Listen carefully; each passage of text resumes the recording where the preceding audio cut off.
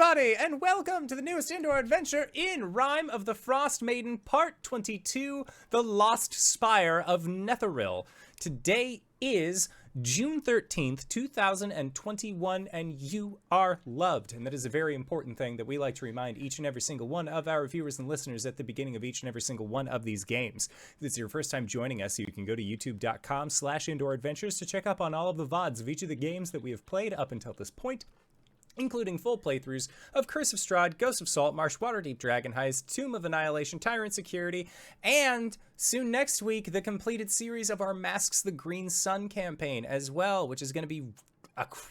we did it! I made a mini-series! Ha-ha!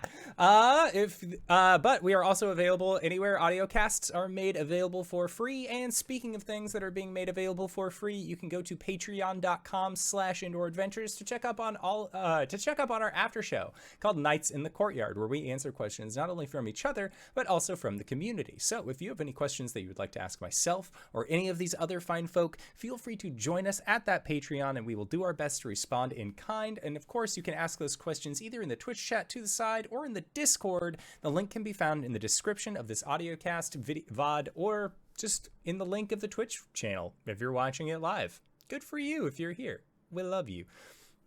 But if you already support us on Patreon, you already support us on Twitch and YouTube and all of those other wonderful places, and you're trying to think to yourself, where can I go to help support this fantastic show even more? Guess what, buddy? I got your back. Quite literally, in fact, because if you go to indooradventure.redbubble.com, we got t-shirts, we got posters, we got mugs, we got crop tops, throw pillows, shower curtains, clocks, aprons, and most importantly, we also have Tia masks. That's right, we have masks with the symbol of Tiamat upon them, where all of the proceeds end up going to help support Doctors Without Borders. So if you would like to help support a good cause or possibly help support the show, you can again go to indooradventure.redbubble.com. That is indooradventure, no S at the end, .redbubble.com. But that is it for my opening spiel. So hey, Satan, who are you playing today?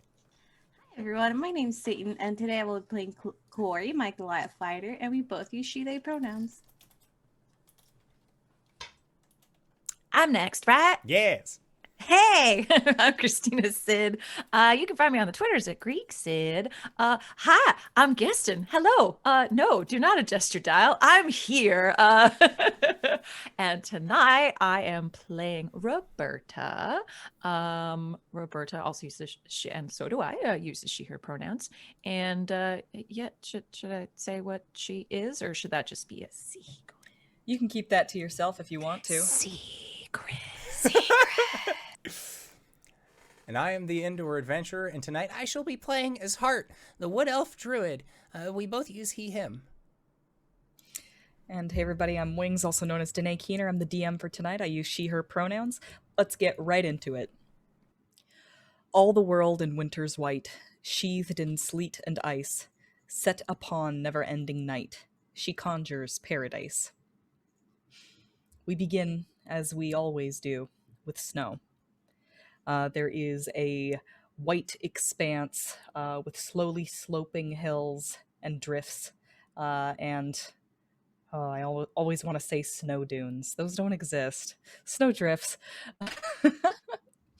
And in this expanse of white blowing snow, there is a disturbance. A tall, black structure that could not possibly be forged with human hands. And at the base of this structure, there are a multitude of figures. And as the camera gets in closer, we realize these figures are not actual people, but just rows upon rows of snowmen and snow people.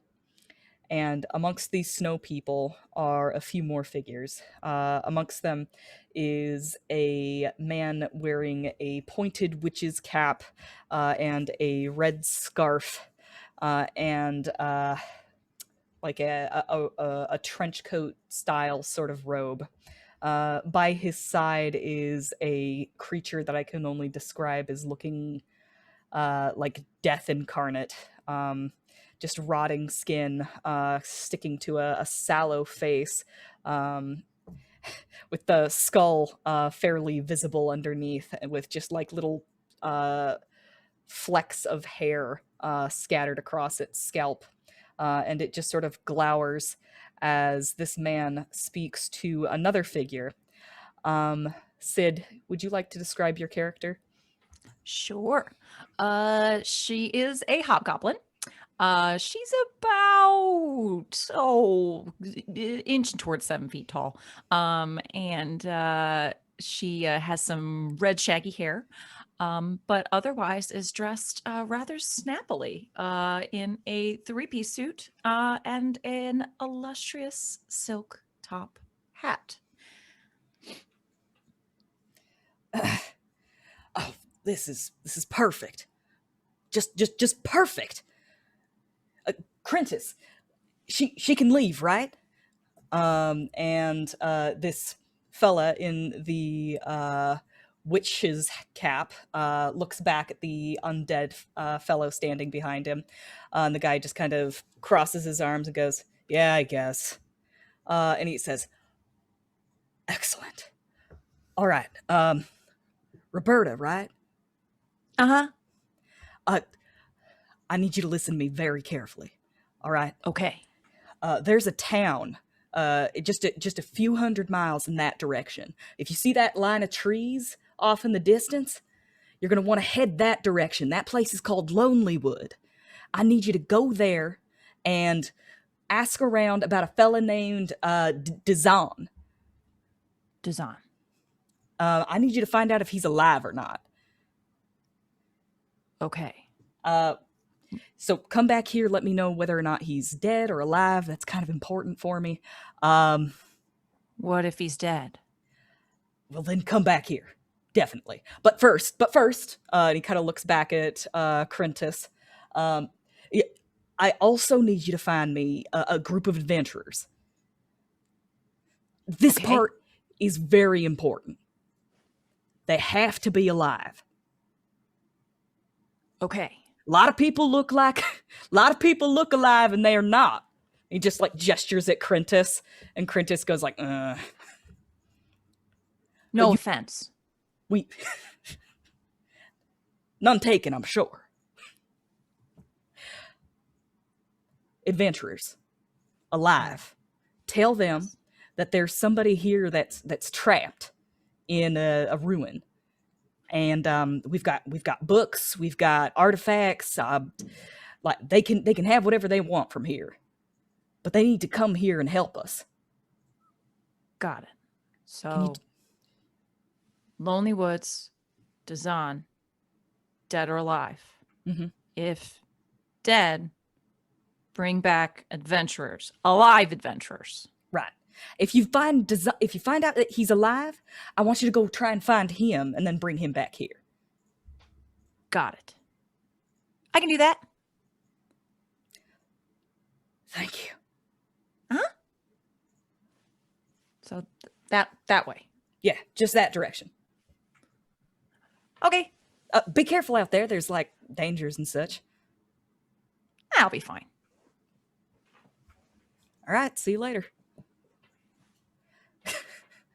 Meanders off through the snow. And this dapper hobgoblin with top hat atop their head just begins to wander off into basically a blizzard. And we will cut away. When we return to our heroes, they have already made the long journey back to Lonelywood. They have sent word to East Haven, describing the result of their quest. Kuori, exactly how much would you guys have told the speaker of East Haven about what happened? They sent you away to go and find a ship full of Chardalyn.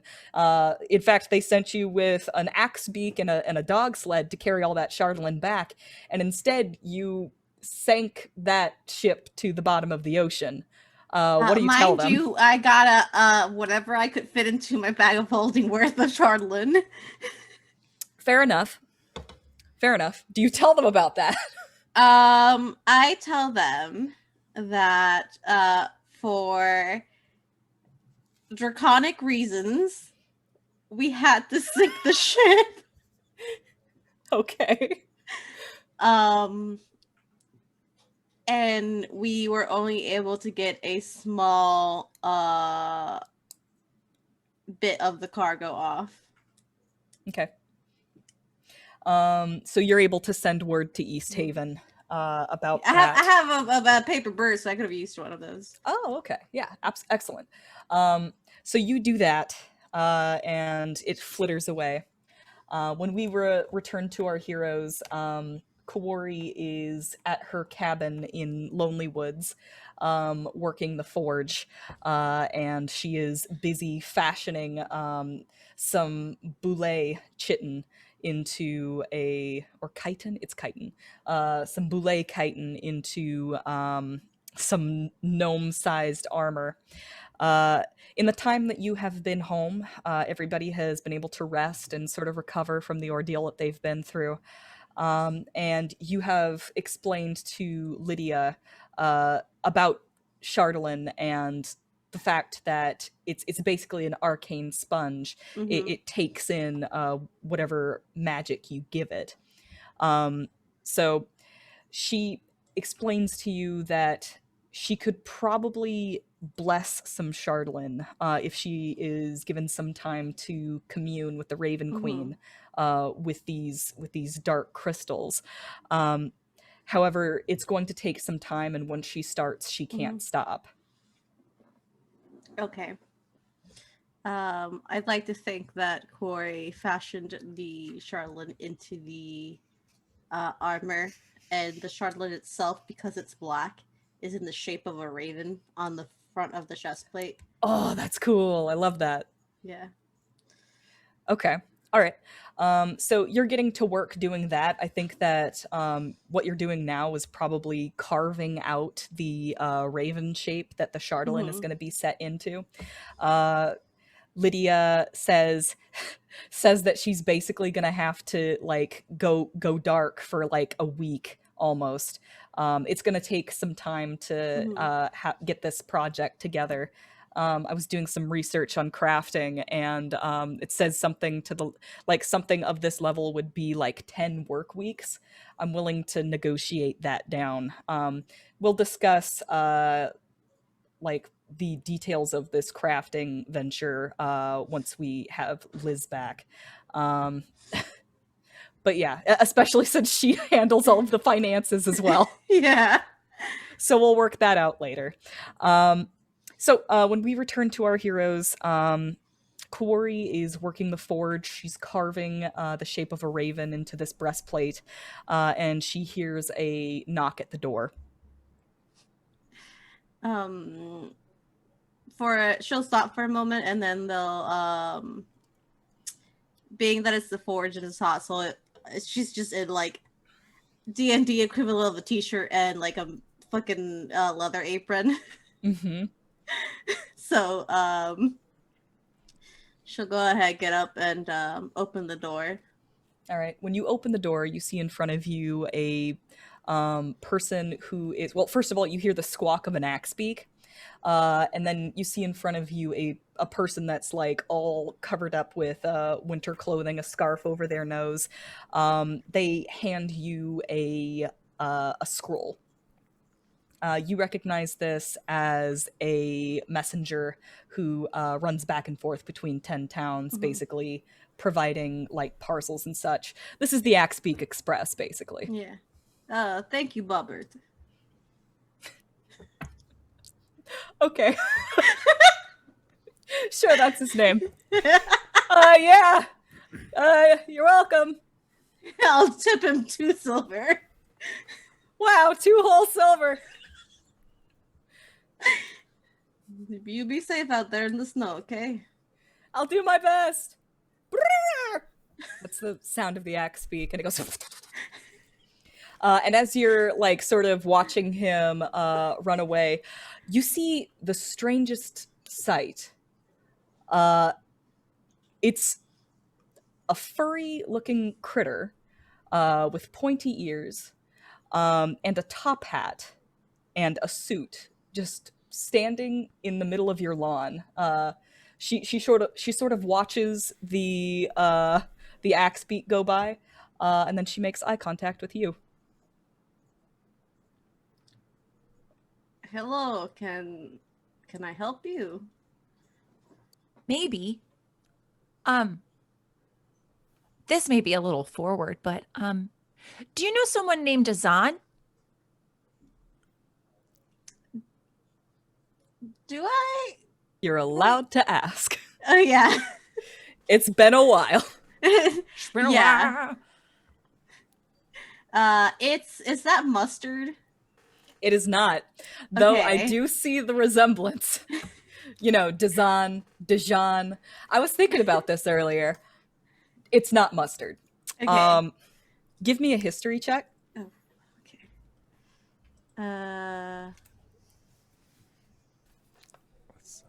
Okay. Digital dice, why are you cocked? It counted the 4, but it was like right in between 18 and 4, and they both lit up green. But it gave me the 4, so 10. That's so bizarre. All right, that's decent. Dazan. Back in East Haven, there was a great gathering. Oh. Do you remember now?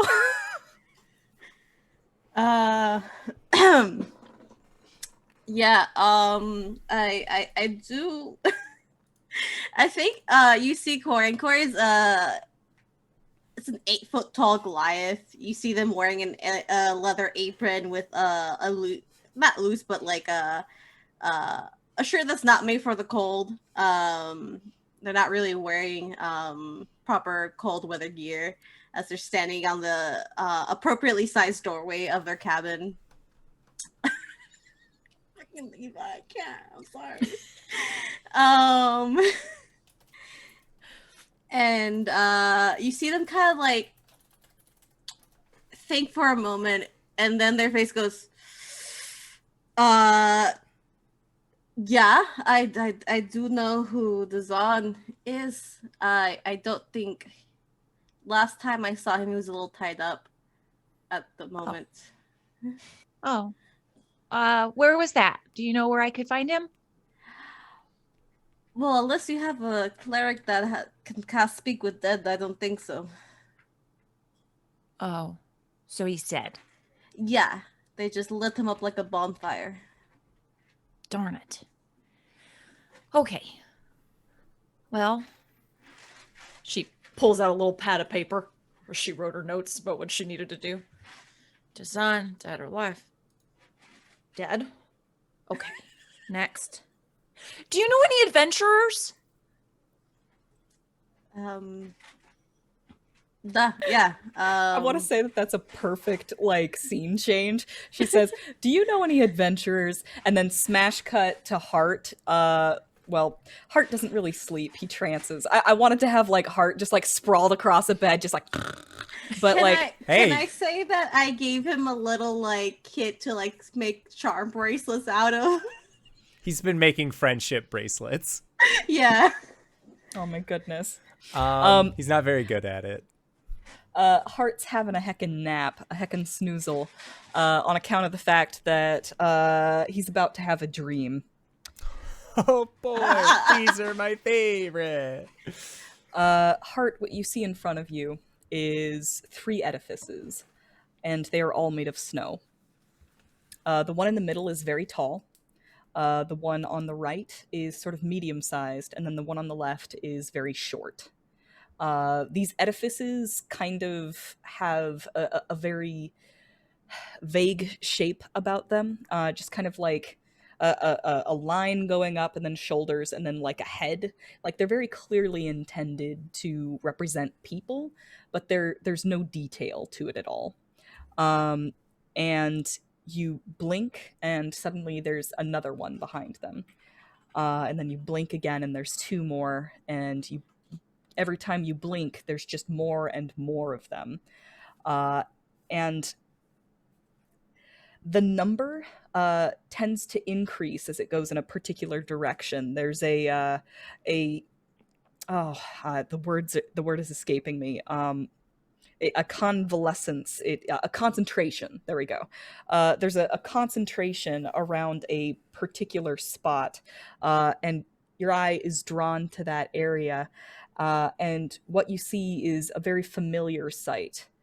It looks like the burning of the wizard in East Haven, only instead of the people standing around the bonfire, it's snowmen, and they're all the ones that are closest to the fire are beginning to melt. And you see tied to the stake is this darkened form of a humanoid.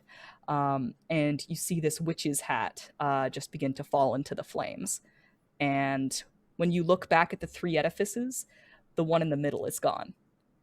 And then you wake to the sound of voices in the other room.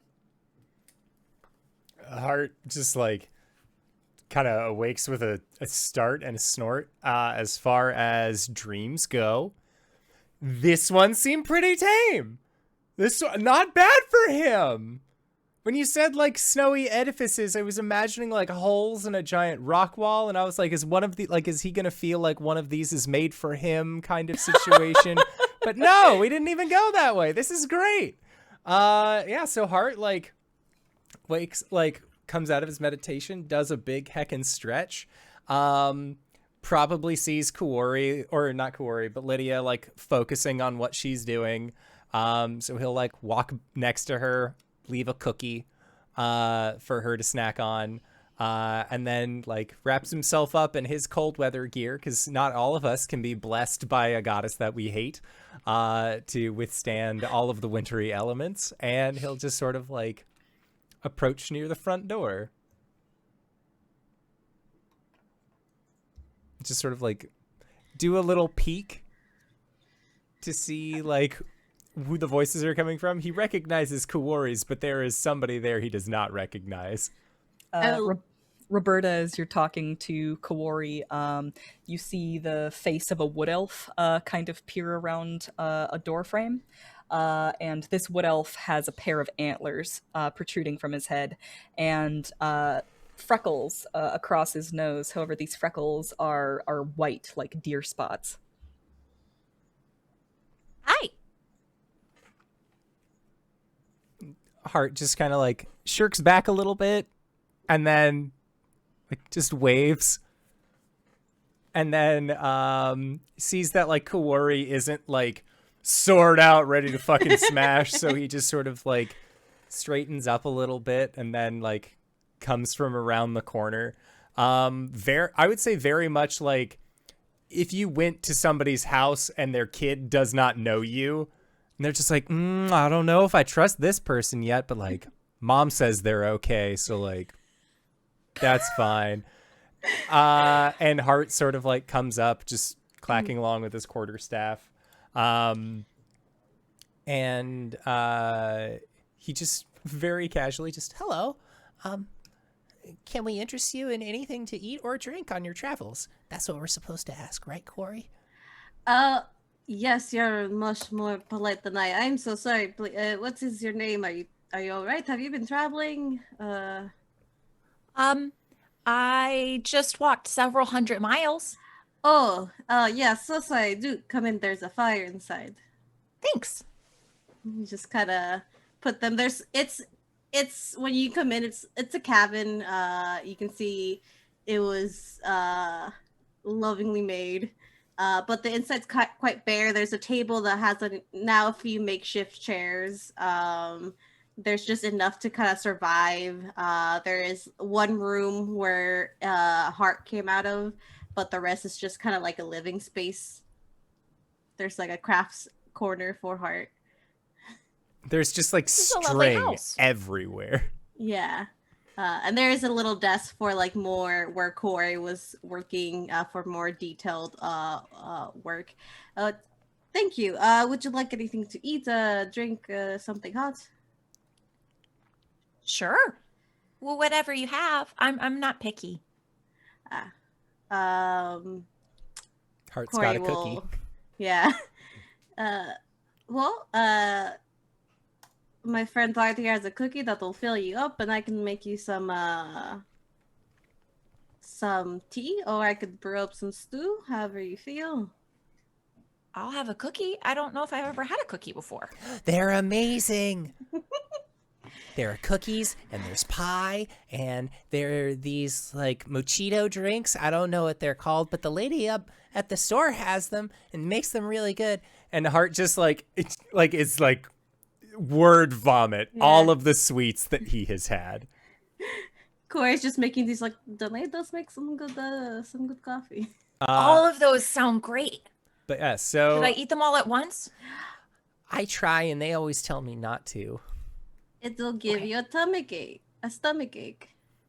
I'll start with the cookie and the stew. Okay. Yeah, so the cookies are a reflavored good berry.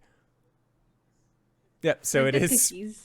You are full for a day Yeah. off of a singular cookie. You're like, wow, this cookie's really some protein cookie. Wow. But Kuori hands you the tea. You said you were looking for adventurers. Yeah. So I had to come here and look for Dazan and see if they were alive or dead. Dead. They're dead. Yes. So now I need some adventurers. Are Uh, you adventurers? I suppose we are. Yes. What do you need the adventurers for, if I may ask? I need you to come back with me to this ruin, and someone's kind of trapped in there. We need to get them out. But then my friend said that if you come and you help get them out, that anything you find you can have. Right. Can I do an insight check on Roberta? Yeah, sure, go for it. Roberta, you can also do a charisma check of some sort. You don't have to say whether it's persuasion or deception. Okay. 12. I'm not rolling well tonight. Hart is choosing to believe whatever Roberta says. Mom said they were okay. I was a natural 20, so Yeah, I fucking 0.4. believe her. She's very earnest. She Okay. gives you big, like, heart vibes, honestly. Yeah. Yes, like, oh, shit, okay. Do you know exactly where they are? What place, what ruins specifically? I didn't know there were ruins around here. he takes a big mouthful of stew.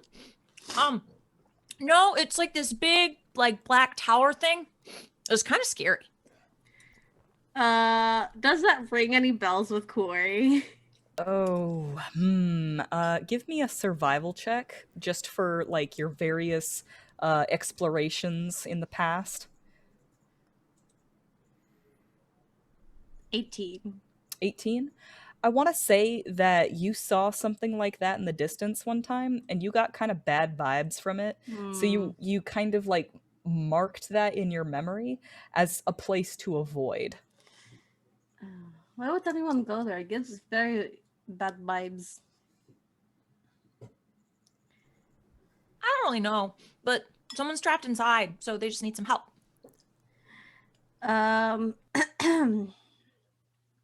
Well, shit. Okay, Lydia is doing her little holy thing.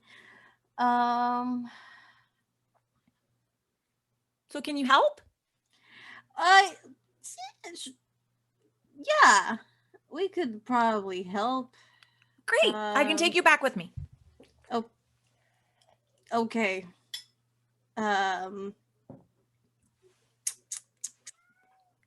Yes, Sadie, I know this is sketchy as fuck. My cat. Sadie's like, don't go! Don't go! Okay, I just need to prepare a few things, but how long did it take you to get here? How long did it take me to get here?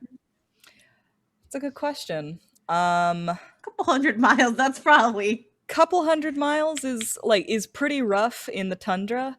I want to say a little under a week. Okay. I mean, you have your fucking own hoofing it. you have your own resources on how to handle that. But yeah, We about a still week. have a dog sled and dogs and an axe beak, so technically. It would take a lot less time than that. Yeah. Well, we could probably make it to there quicker. We do have some dogs and a dog sled and a axe beak. Oh, that'd be great. Dog Yeah, sleds basically cut travel time in half. yeah. So you'd be able to get there and back in a Yeah, week.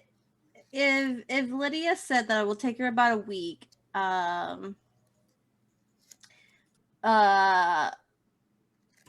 Corey will kind of like look into the room, make sure she's all right.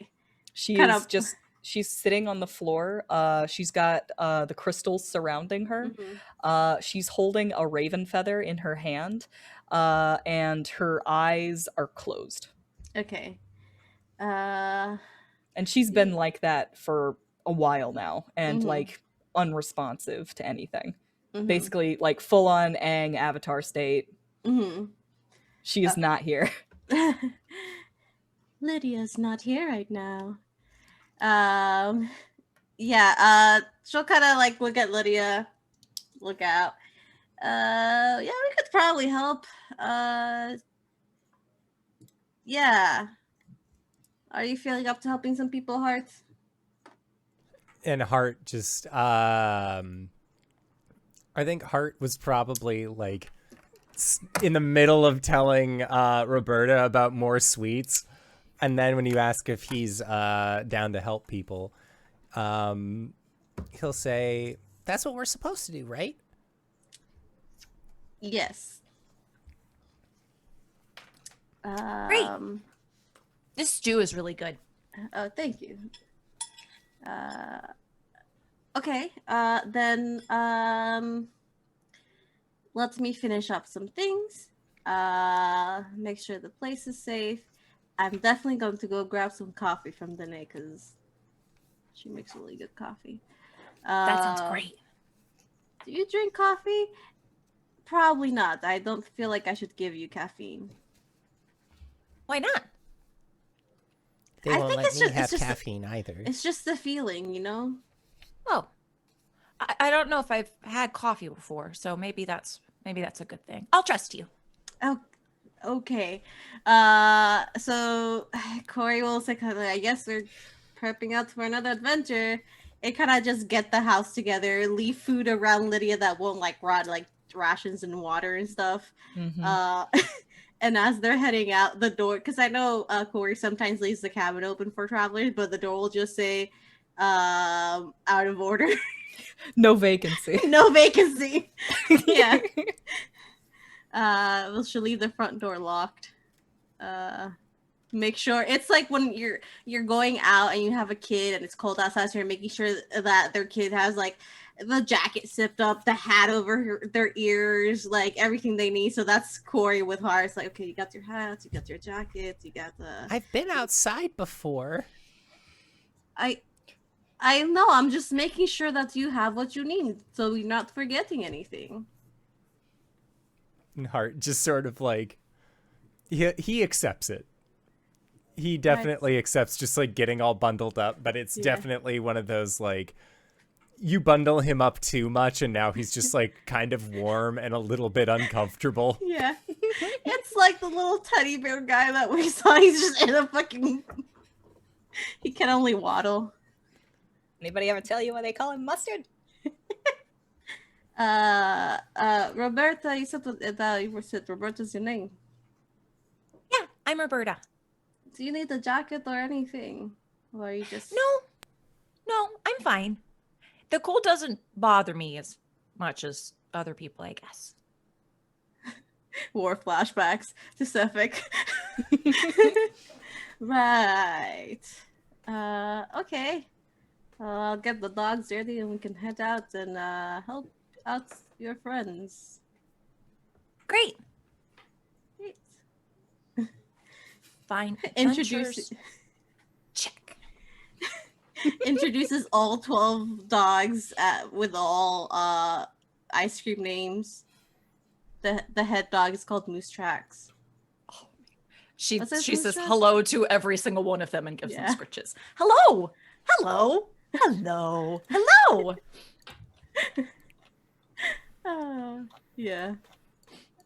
I don't remember the list of all the ice cube names, but they have I'm ice in the cube process of looking it up. I believe it was in questions for the courts. Yeah. Checking Hold on on. it. names.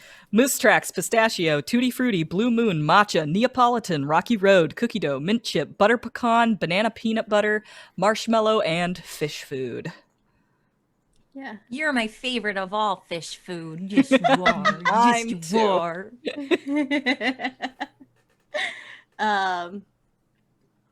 Okay, then everyone get in, strap on, and just tell me which direction you came from, Roberta. That way. Okay.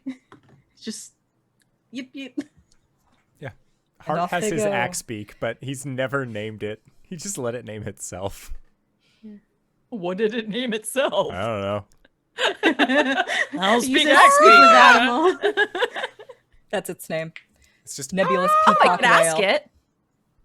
Basket. Basket the axe beak. What's its name? Oh, you said you could ask it. I can ask it. I can Yeah. cast speak with animals at will. Okay. So Heart's she'll eyes turn light to up. the axe beak. Hi. What's your name? Well, this enormous, basically ostrich-sized creature with a beak like an axe looks at you and then like turns its head so that it can see you out of its eye, because it's got eyes on either side of its head. And it makes the peacock noise, and that roughly translates to dried reeds woven together. Roughly translates to basket. Basket. Their name's Basket.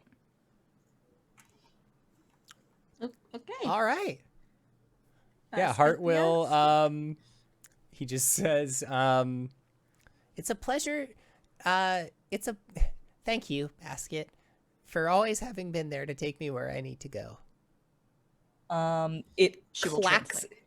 It clacks its beak together in the way that like shoe bills do. It just sounds like two wooden blocks hitting each other in rapid succession. That was your welcome. The entire trip, Kuori, whenever any animal says anything, Hart's gonna be like, what did they say? What did they say? Like, Oh, She'll every time, and she can do it at will. So like, yeah. What'd you say? Hi. Hi. Hi. Hi. Oh god. Koi is like, I do not have enough caffeine in me for this. There's two of them.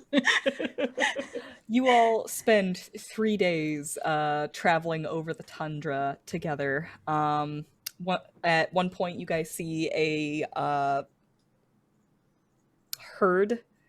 I went through all of the different words for a group of animals that there could possibly be. I'm like, it's not a flock, it's not a swarm, it's not a school.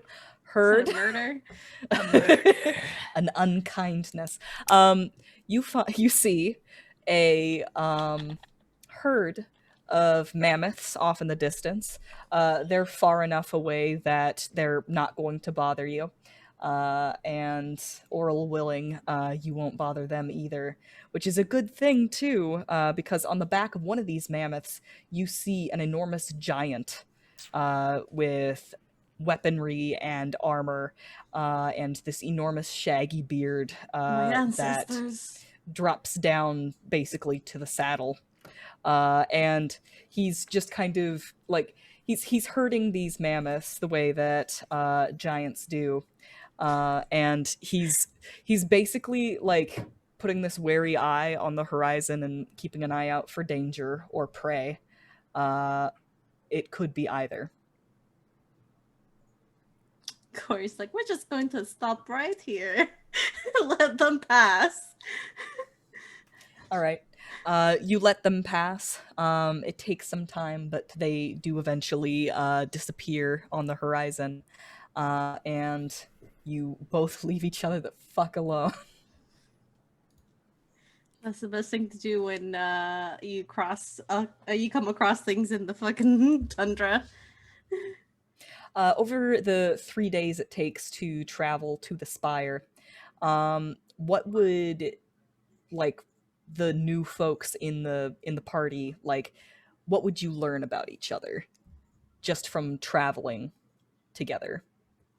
Kuori is a Goliath. The name is Kuori Metalbreaker. They are a blacksmith. And they live in Lonelywood. That's all you get to know.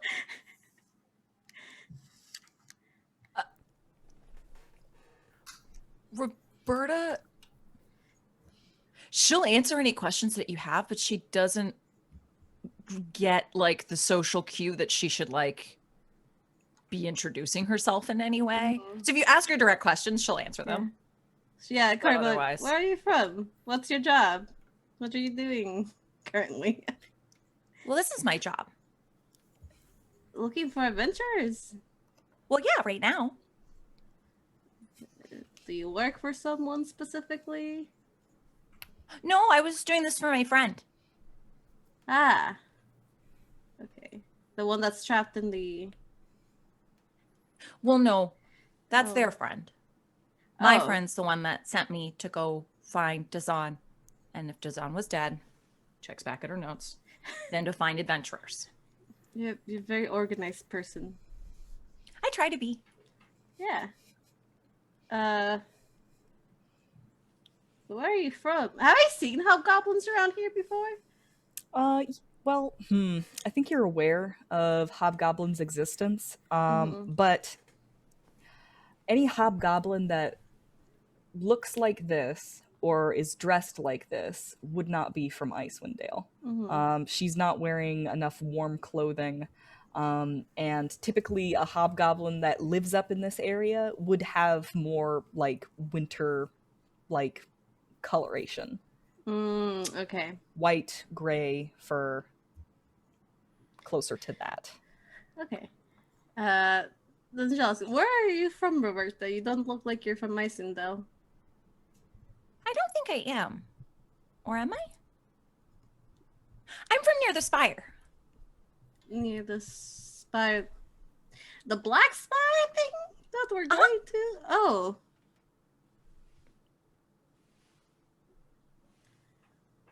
I have so many questions. What would Roberta learn about Hart? Hart doesn't sleep very much, if at all. Although, like, whenever he does meditate, it's not like okay, I'm gonna sit down and find my center. No, he's just like sprawled out in a blanket or like in a comfy place. Like he just sort of like will nestle himself in different places when he goes to sleep. And when he wakes up, lately he has been looking at it's a piece of parchment that looks like it has been like not rolled and unrolled every day. It has been like crumpled up and stuffed into his coat and then like pulled back out and then uncrumpled. Because at level 6 I gained the ability Cosmic Omen. So at the beginning of or whenever I finish a long rest, I roll a die and then I can get extra stuff. But the way that he's flavoring that is that he just looks at this starry map, which Kuori has seen before. But it's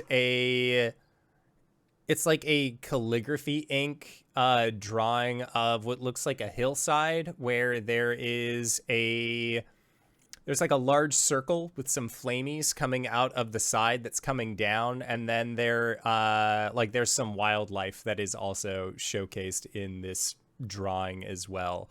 But mostly Hart's just sort of like looking at it very fondly most mornings, and then like after he spends some time, like smiles to himself, just crumples it back up, shoves it into his personal belongings. What's that?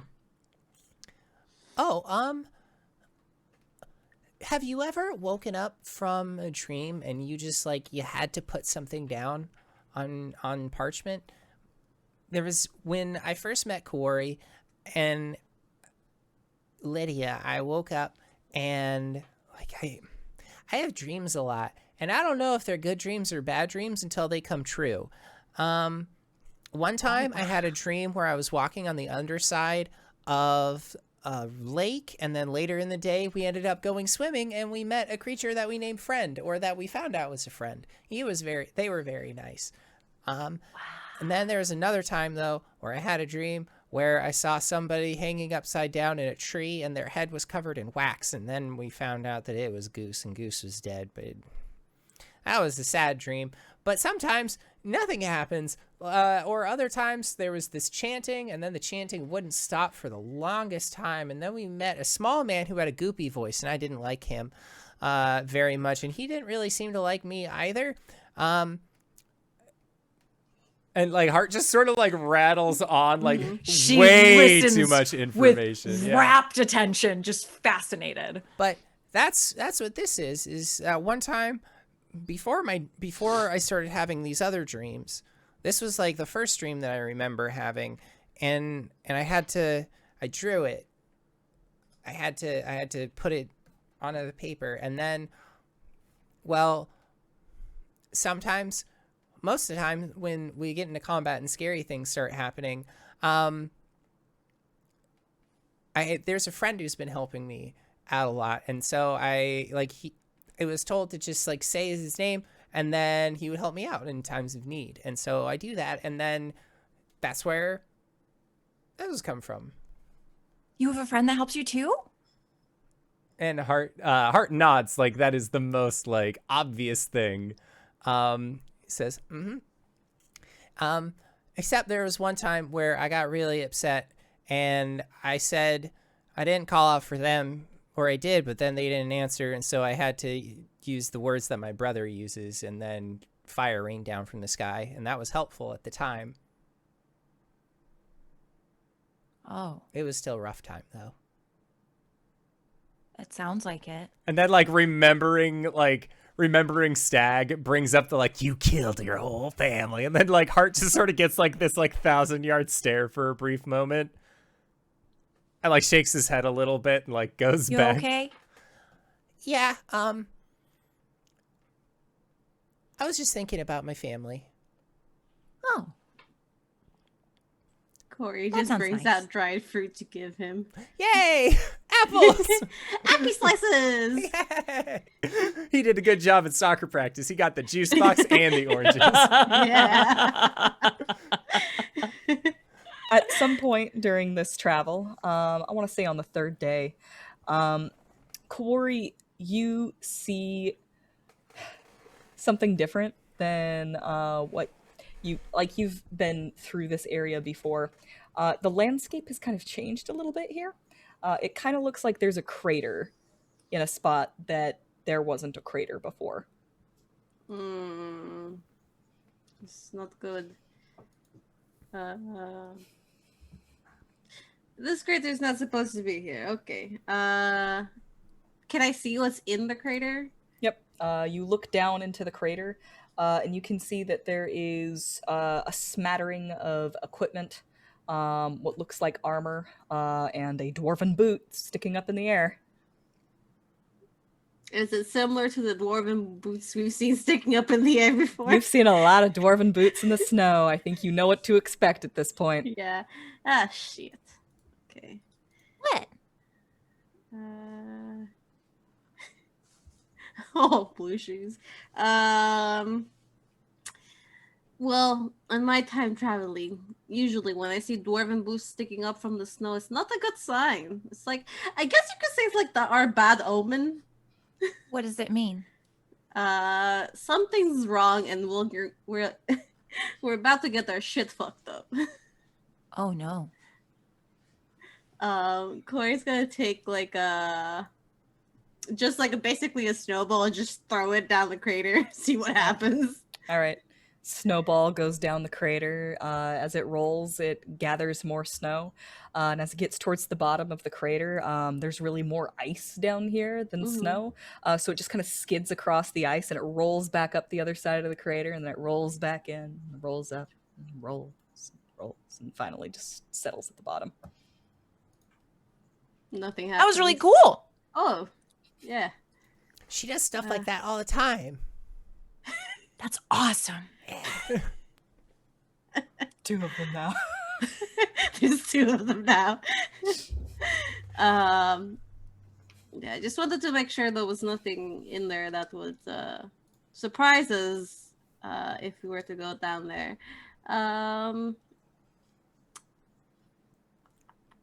Does this dwarf look like it was just stuck in the snow, like thrown there, or like something ate it and it's just its remains were left in? If you were to guess, Yes, they were Frankie. they were probably killed by whatever caused this crater. And then the corpse was just kind of left there, and it's been snowed on a couple of times. Okay. And how big is the crater? I want to say it's about 20 feet across. Yeah, we're going to go around this crater. Okay, Just- I don't want our shit to get fucked. No, that's bad. Let's go around the crater. I mean, best of luck to them in the next life, I guess. All right. As you sort of edge around the crater, and you like kind of keep an eye on the like interior of it just to make sure that nothing's gonna come, running up the side to quote unquote fuck your shit. You catch sight of what appears to be a book, or like a diary, clutched in the icy hands of this dwarven corpse. Shit, I can't. I can't resist a good book. Like we cut back to Kuori and it's just Hart and Roberta standing there, and then like we cut to Kuori and she's just sliding down the side of the crater. Okay, wait a minute. I see a book. You two stay here. Okay. Okay. Hart just like Sits has down his in the staff, like Yeah. core Keep an staff eye ready. out for anything. Watch my back. Slides down the crater.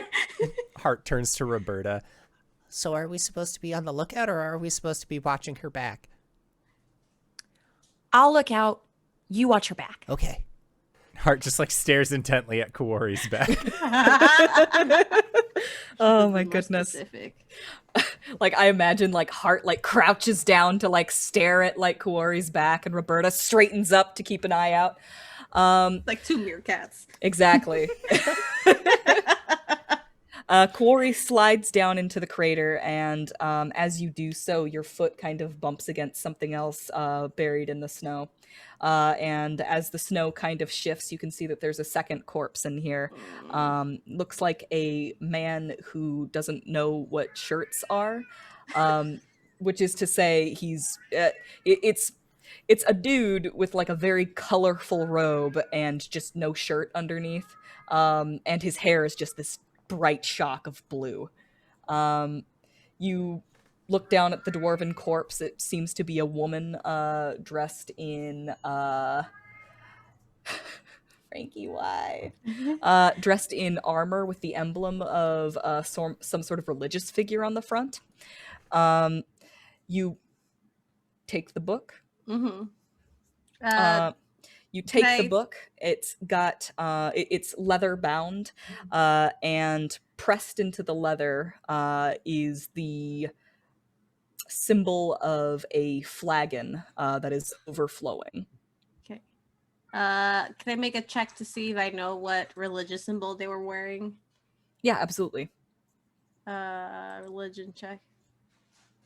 Natural 20 for a 23, which is. Oh, God damn it. Okay. Let me just You're like, oh Google- fuck, I just made this up. Fuck. Let me just Google this god real quick so I can tell you everything. Frankie, come on. Mother, I must scram. He's Mother, I have just- consumed. I have consumed. I have a voice. No, you can't go outside. Why are you standing in front of the door? It's night. You're black. I can't see you if you go out there. Dumb cat. Okay. He has nay. Frankie, I can't see you out there. This appears to be the god Moradin, who is the chief deity of the Dwarven pantheon. This is basically your Thor, your Zeus. It's Daddy Dwarf, the patriarch of Dwarven deities. The book itself, you crack it open. It appears to belong to someone named Derma Fullflagon. And it chronicles the adventures that she's had with two other individuals named Typhon, which you can identify as a human sorcerer, and Bob, who is not really described.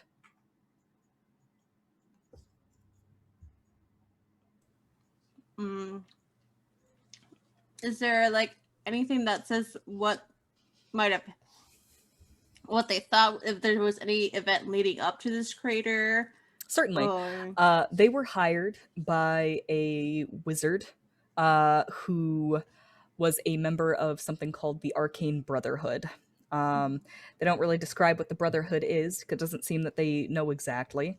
But they are from further south of Icewind Dale, and they were brought up here by that wizard to do some adventuring.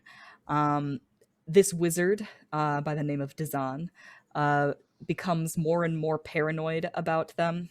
They actually traveled up with several other wizards and very early on split off from them. It seems like they had some sort of beef with each other. And this wizard became more and more paranoid that these folks, the adventurers themselves, were going to go and tell those other wizards what he found. They found some sort of spire. And there is a diagram of the spire. It looks kind of like a knife. Okay.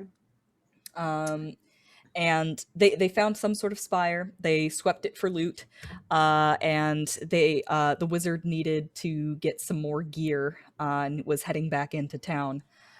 So basically, they were like, "This guy's kind of freaking me out. Once we get back to town, we're gonna part ways with him." Mm-hmm. And does the description of it match the silhouette that I saw off in the distance of the spire that Roberta was talking about? Yes. Well, okay. I've connected the dots. You didn't connect shit. No, I've connected them.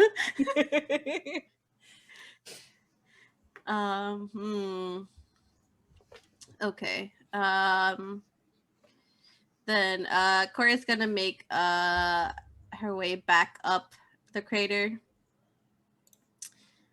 Hart is like gone to the other, like quick. You saw him like quickly go to the other side as you make your way back up, so he can continue watching your back. Hart, Hart, get back here. How am I supposed to watch your back from all the way over there? I saw 11 drifts of snow.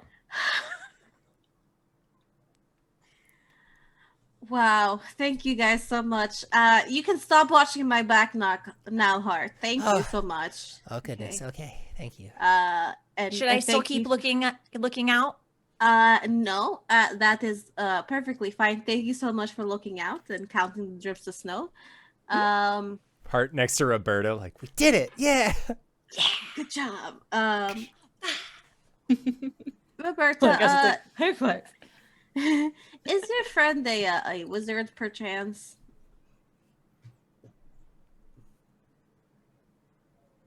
Yes? Okay.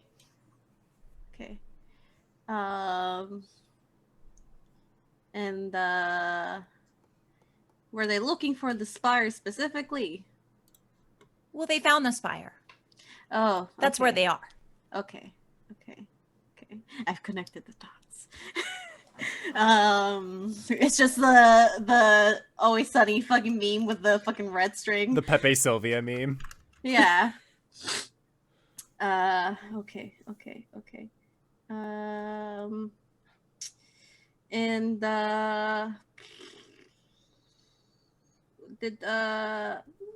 okay.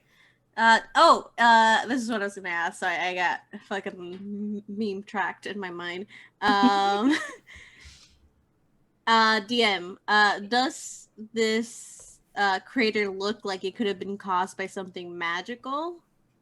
Oh, hell yeah. Like a meteor swarm or Something along those lines. Yeah. This looks magic as shit. Definitely. Yeah. Okay. Well, they're all dead. That checks out. It seems that they also knew about the Spire, but that could just be a coincidence. We're closer to the Spire. I will say. Mm-hmm. The adventuring party describes 3 people in it, and you found 2 corpses. Ah, shit. And Bab, is Bab described? Bob is described as kind of like a fighter type. Okay. It seems that Derma and Bob didn't get along very well. Okay. So whenever she describes him, it's mostly to riff on him. Lantern Noir, thank you for the raid, and thank you Third Tier Gaming for the follow. Nope, that's a really bad noise. Oh no, I didn't bring my water. Meow! Meow! I clicked my plate. That's about as much as I got. Hearts. Oh. So you found this crater with dead adventurers inside. What do you do now? I continue on my path. All right. You head in the direction of the Spire. I was up too low. Okay. As you come within sight of the section of the spire that's visible, you see, well, first of all, you see rows upon rows of snowmen, all just kind of gathered around this particular area. As you're walking in this direction, you can also see gathered around the spire. It is a 20-foot high, irregularly shaped spur of rock that juts out of the tundra ahead of you. Its smooth and shiny surface cannot possibly have been worn down by the wind. No, this protrusion looks utterly out of place, as if it has been thrust into the ground. Thank you, my dear. Does this black material looks familiar to me? Give me a history check.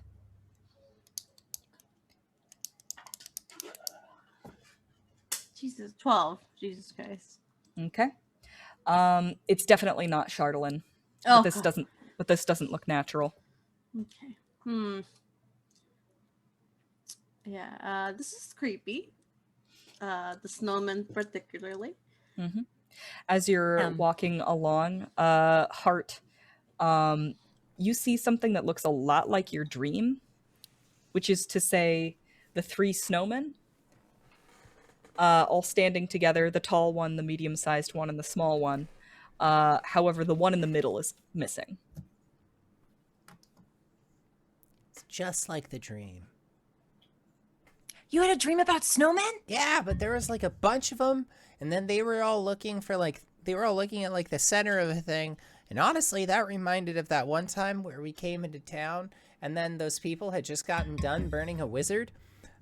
And then when I looked back, the 3 snowmen, the middle one was gone, but the middle one's gone now, so I don't know where that one was.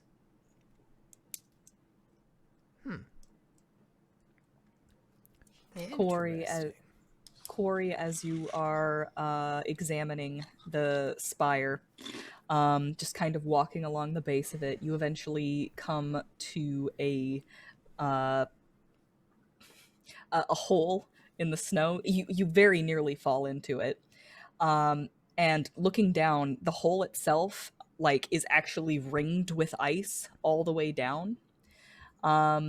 it appears to go directly into the spire, but it goes deeper into the snow. Can I throw like a small snowball, like a small rock in it to see how Oh. deep it is? Yeah, you throw a rock down there and it goes like doing, doing, doing, doing, doing, doing, doing, doing, doing, doing, doing. And it just like keeps on going for a while.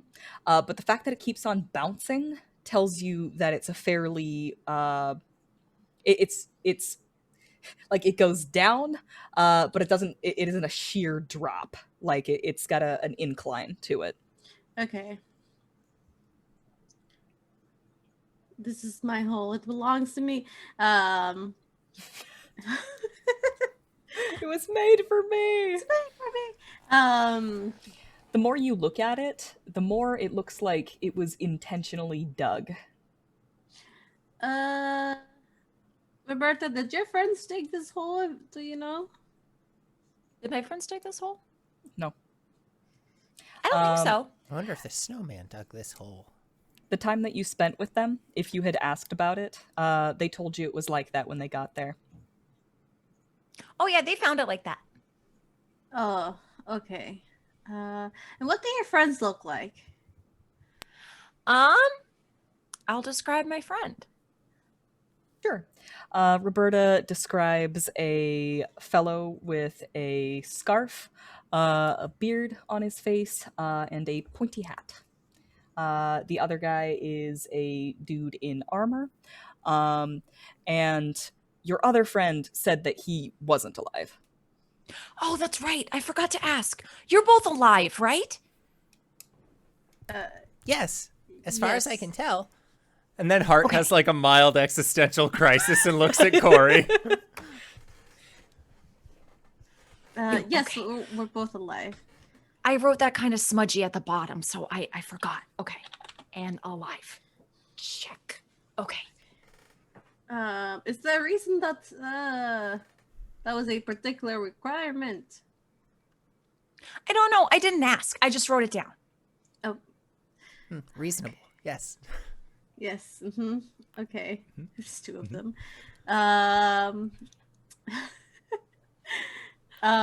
Okay. Well, it seems like we're going to be going down this hole. You said your friends are stuck in the spire. No. My friends were out here, weren't they? Yeah, but Oh. he made it sound like that he was stuck there. No, they were stuck. But they were out here. Oh. But now I don't see them. So maybe they went inside. Maybe. What are their names? What are their names? The first guy tried to introduce himself to you, but the other guy wouldn't let him. Basically, he said, "Well, my name is," and he's all like, "That's not your name." Fine, you can call me Sim. And the other guy's name is, I keep on wanting to call him the wrong thing. Crintus? The other guy's name is Krintas. Their names are Sim and Krintas. Okay. And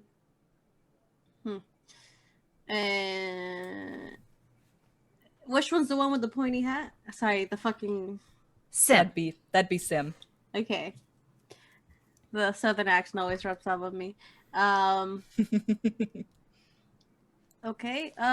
Well. Kuori will kind of do like a sweep around the spire to see if Roberta's friends are Hiding somewhere. Yeah. Well, give me a perception check. Everybody can do that if they want. Sure. Jesus Christ. 10. I should roll physical dice, but I have food on my table. That's not 10. important.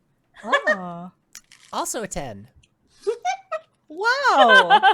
Oh my goodness. I feel like we should get a prize. As Kuori wanders around, she kind of meanders in between these snowmen. Roberta, you did spend maybe a day or two with Sim and Krintas, and Sim explained to you that he's been bored while he was stuck here, and that's why he's been building all of these snowmen. Yeah. So yeah, they built a ton of snowmen. Aren't they beautiful? You do not find anyone. Little creepy bugs. Well, I guess they went into the spire. Let's head in then. Okay. You're coming with Roberta. Okay. Okay, then into the thick of it. Corey will kind of test out the hole because you said it came out at a decline. Mm-hmm. So is it like walkable, or once you go in, it just? I mean, like a slide? it looks walkable, but it's definitely a slide. Okay. Oh, Hart here. Come with me. Okay. Corey will sit herself on the edge of the the hole. Is it big enough? Like, is it? It's about 5 feet in diameter. Okay, that's it's big enough.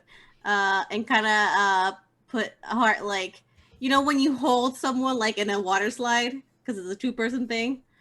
She's gonna do that. Now we're going to slide down, okay? Okay. And Okay. she'll just say, Roberta, you come right after me, okay? Okay. And then just push herself up and just go down the slide with Hart. All right. One. Kuori, you begin to slide.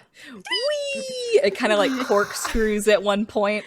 And on you go. And like it is wild sliding down here. All of your equipment kind of like clacks against the ice, and as it does so, it echoes all the way through the tunnel. And Roberta, it sounds wild standing at the surface. There are YouTube videos that you can look up where people throw like rocks down like big long It's disturbing. tubes of ice. It literally sounds like a laser pistol going off. Mm-hmm.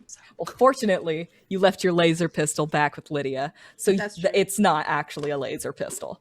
But you hear this like bling, bling, bling, bling. And as you're going down, you see the strangest colors, Kuori. And for a moment, it feels like you're back at the proving. And you're going through the tunnel that the end of it, you will come out an adult and be greeted by your family. And this takes long. It feels like it takes longer than it should. And Hart, you can kind of hear Kuori's breath hitch a little bit. And then finally you're at the bottom. Okay.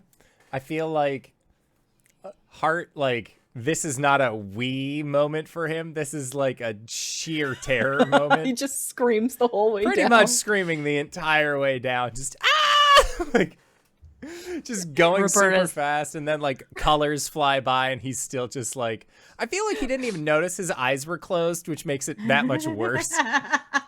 Berta, it sounds like he's having a lot of fun down there. Yeah. She has a blast. She is like, whee! Roberta, when you go down, your arms up in the air as you're enjoying the ride, you kind of look off to the side, and the ice here is incredibly smooth. You can see the exterior of the spire, which is actually jut directly into the snow and has penetrated much farther down into the ground than it reveals on the surface.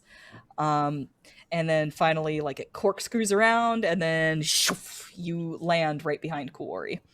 When you stand up... Can we do that again? No. Oh. The slippery tunnel opens into an upside-down room, the contents of which are coated in frost. Across from the tunnel is a wooden door that's flush with the ceiling, which used to be the floor. The door is ajar, and flanking it are 2 identical stone statues that hang down like stalactites. Across from the statues are sconces with upside-down flames burning in them. The flames are blue. Fucking blue flames. What's that mean? Nothing. Don't worry about it. Okay. Why is this room upset? What the fuck? Okay. How tall is the room? The rooms are, there's information regarding this. All rooms and passageways are 12 feet high. All doorways are 8 feet high and arched. Being upside down turns them into concave 4-foot high barriers that must be surmounted to get from one room to another. Would I be able to? Okay, it's 12 feet high. Would I be able? What, And 9 feet? I'm 8 feet tall. Yeah, so you could palm the ceiling if you wanted to. Yeah. Can I just kind of look over like the doorway? Because it's me. The door is 8 feet, and I'm 8 feet, so that'd be 16 feet. So I'm like 2 feet into 4 feet into looking in through the door. Oh my god, that's way too much math for me. You standing in front of the door, like the top of the door, which is now the bottom, is basically up to your shins. Okay, can I just kind of see what's like? You said it's open, right? You peer in through the door, and what you see is an upside down staircase that is now just completely rubble. Like it is all fallen apart. Like you look down the hallway and you can see that there are 2 doorways, one going to the left and one going to the right. I will check them out as well. Those doors are partially opened. The first door goes to the left. You look in there and you see... Loading. This room contains shattered and jumbled equipment. Much of it is near 2 heavy wooden work tables, one on its side and the other upside down.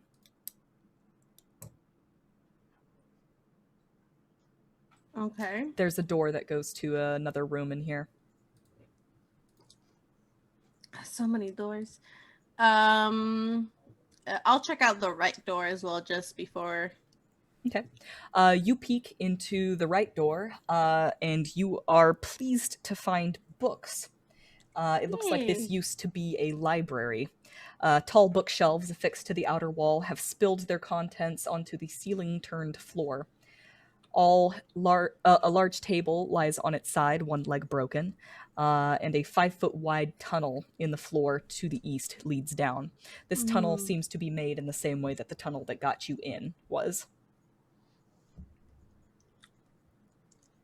Should we keep following the tunnels?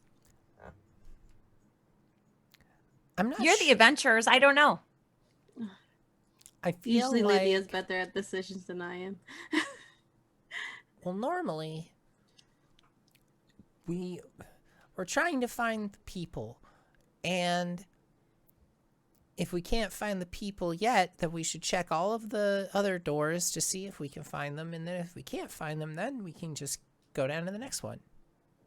Okay. And so I'm not just saying that because I don't want to go back down one of those slides.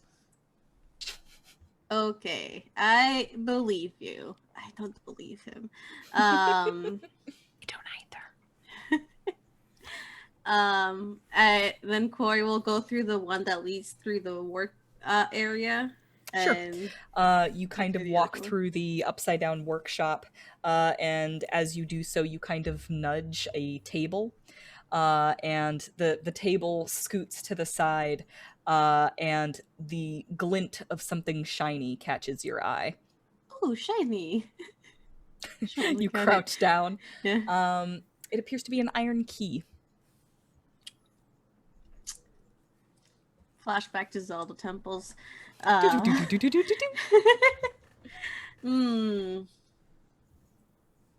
key. I will keep this in case it is necessary and we need to open doors. Is there anything else useful here? Because you said there were like equipment, stuff like that.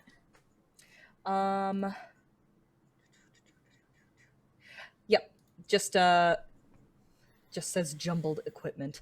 I imagine that what you would find here is a lot of papers, with random looking diagrams, but since you do have some arcane knowledge, like looking at one piece of paper, it looks like notes taken by a student about some basic illusion magic courses. This one over here looks like it's about learning how to make a basic construct. Okay. If you guys want to look around the other rooms while I look at this one, we can probably don't go further than the rooms, but we could probably split this up faster. Yeah. Okay. Are we looking for people or just anything that looks cool? Well, you said that there were people that were trapped inside of here, so we have to find them, right? Yeah. Just maybe like if they've been through here recently, they might have had left footsteps or maybe dropped something. Got it. Dropped something, footsteps, then cool stuff. Okay. Look for any cool books if you're going to the library. Asterisk, cool books. Okay. Awesome. So Roberta and Hart, these doorways are up high enough that you kind of have to, like, they're about chest height for you. So you kind of have to, like, get your arms on there and, like, scramble over it. I think between the two of you, you can help each other get over fairly easy. You touch down into the library and you see that there are books just scattered all over the floor. Can either of you read? No. Yeah, I can. Oh yeah, because you're writing right now. Okay. Roberta, you start looking for some interesting books. I'm going to give you a list of what you find, and you can peruse that while we get back to Kuori. And I have to find you. There you are, and paste. Okay. Kuori, you move on into the next room. First thing that you notice is that there are sort of stains all over the quote-unquote ceiling here, which is the floor. From this point forward, whenever I say the floor, I mean whatever is below you. And when I say the ceiling, it's whatever is above you. Okay. So looking down, the surface of what your feet are on is covered in many different kind of colors of stains and glass. There's also a shattered shelf scattered about here. It appears that this seemed to be some sort of potion storage at one point. And you're kind of like looking around and kind of like trying to wrap your mind around like this whole upside down gimmick. And you look up at the ceiling above you and you see upside down, bolted in place, is a chest. Just gonna. You're tall enough. Yeah. Can I just take this chest like just? Oh, yank it down? Yeah. Give me an athletics check. Jesus Christ, 11. I'm not rolling above a 10 other than the natural 20 at all. You try to yank it down using just your strength, and that doesn't work. You put your full weight on it, and like just start kipping like you're like you're bad at pull-ups, which you're not, and like just trying to like yank it down. This thing is sturdy. It doesn't want to move. Damn, I should try and make something as sturdy as this. I'm assuming it's locked. Because if not, I would have opened while I was trying to. Yeah. I'm like, locked chest, key. Locked chest, key.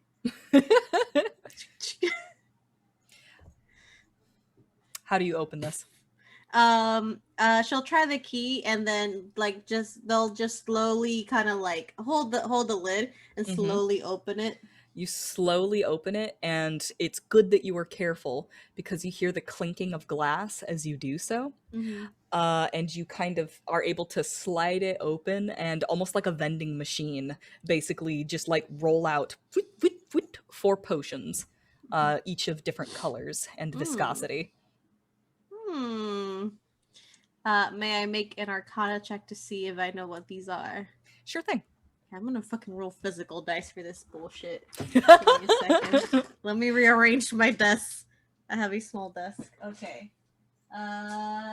Ice dice. Ice dice, ice dice, ice dice, ice dice.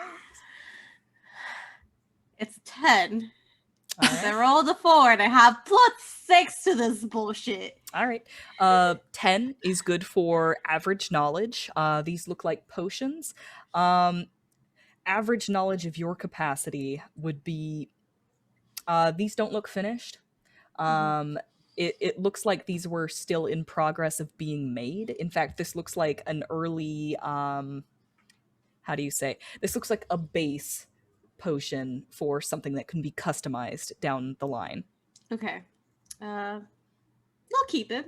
They'll keep You the can potions. revisit that later, Mhm. and Kuori will be able to determine that these are potions of resistance, and I will let you choose what kind of resistance that is. LB, Yay. thank you for the raid. Woo! Ooh. I'll add that. I have to a water my- bottle now, so I can Yay, dong great for it. sound. You said it was how many? 4?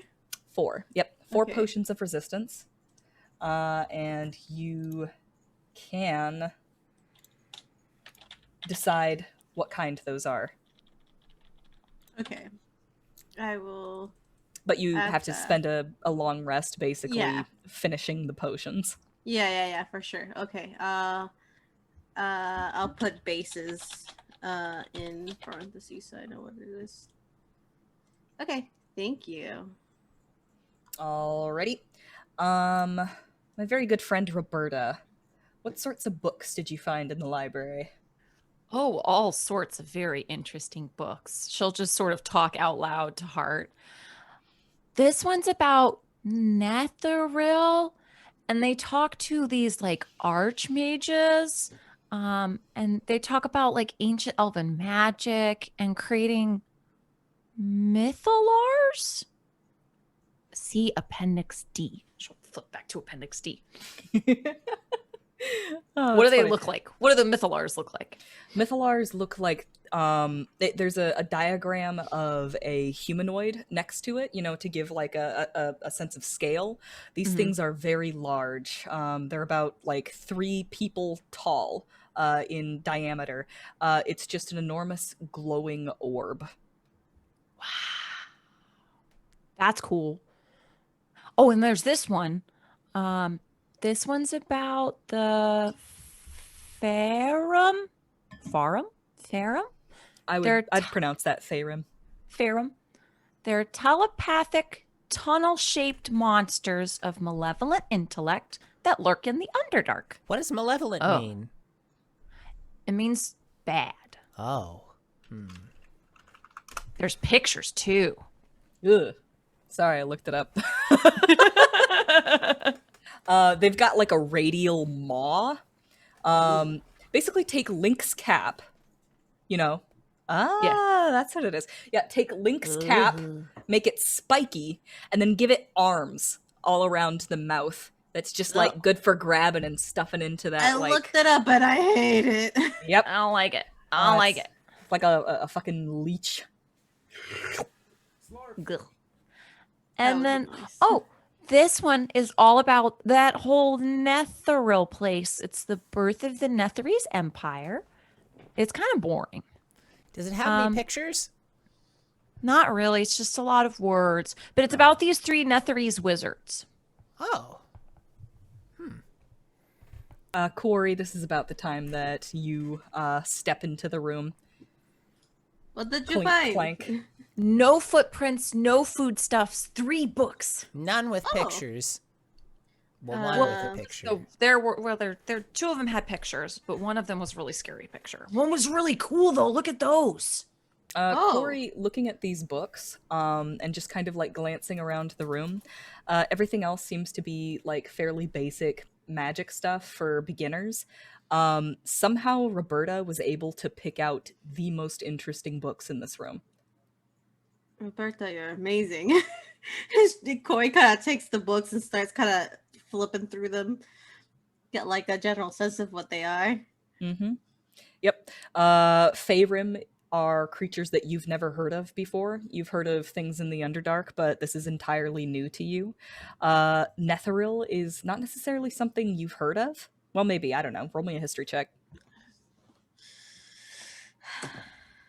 Oh, that's not bad. 20, not natural. 20. All right. You I have get it, guys.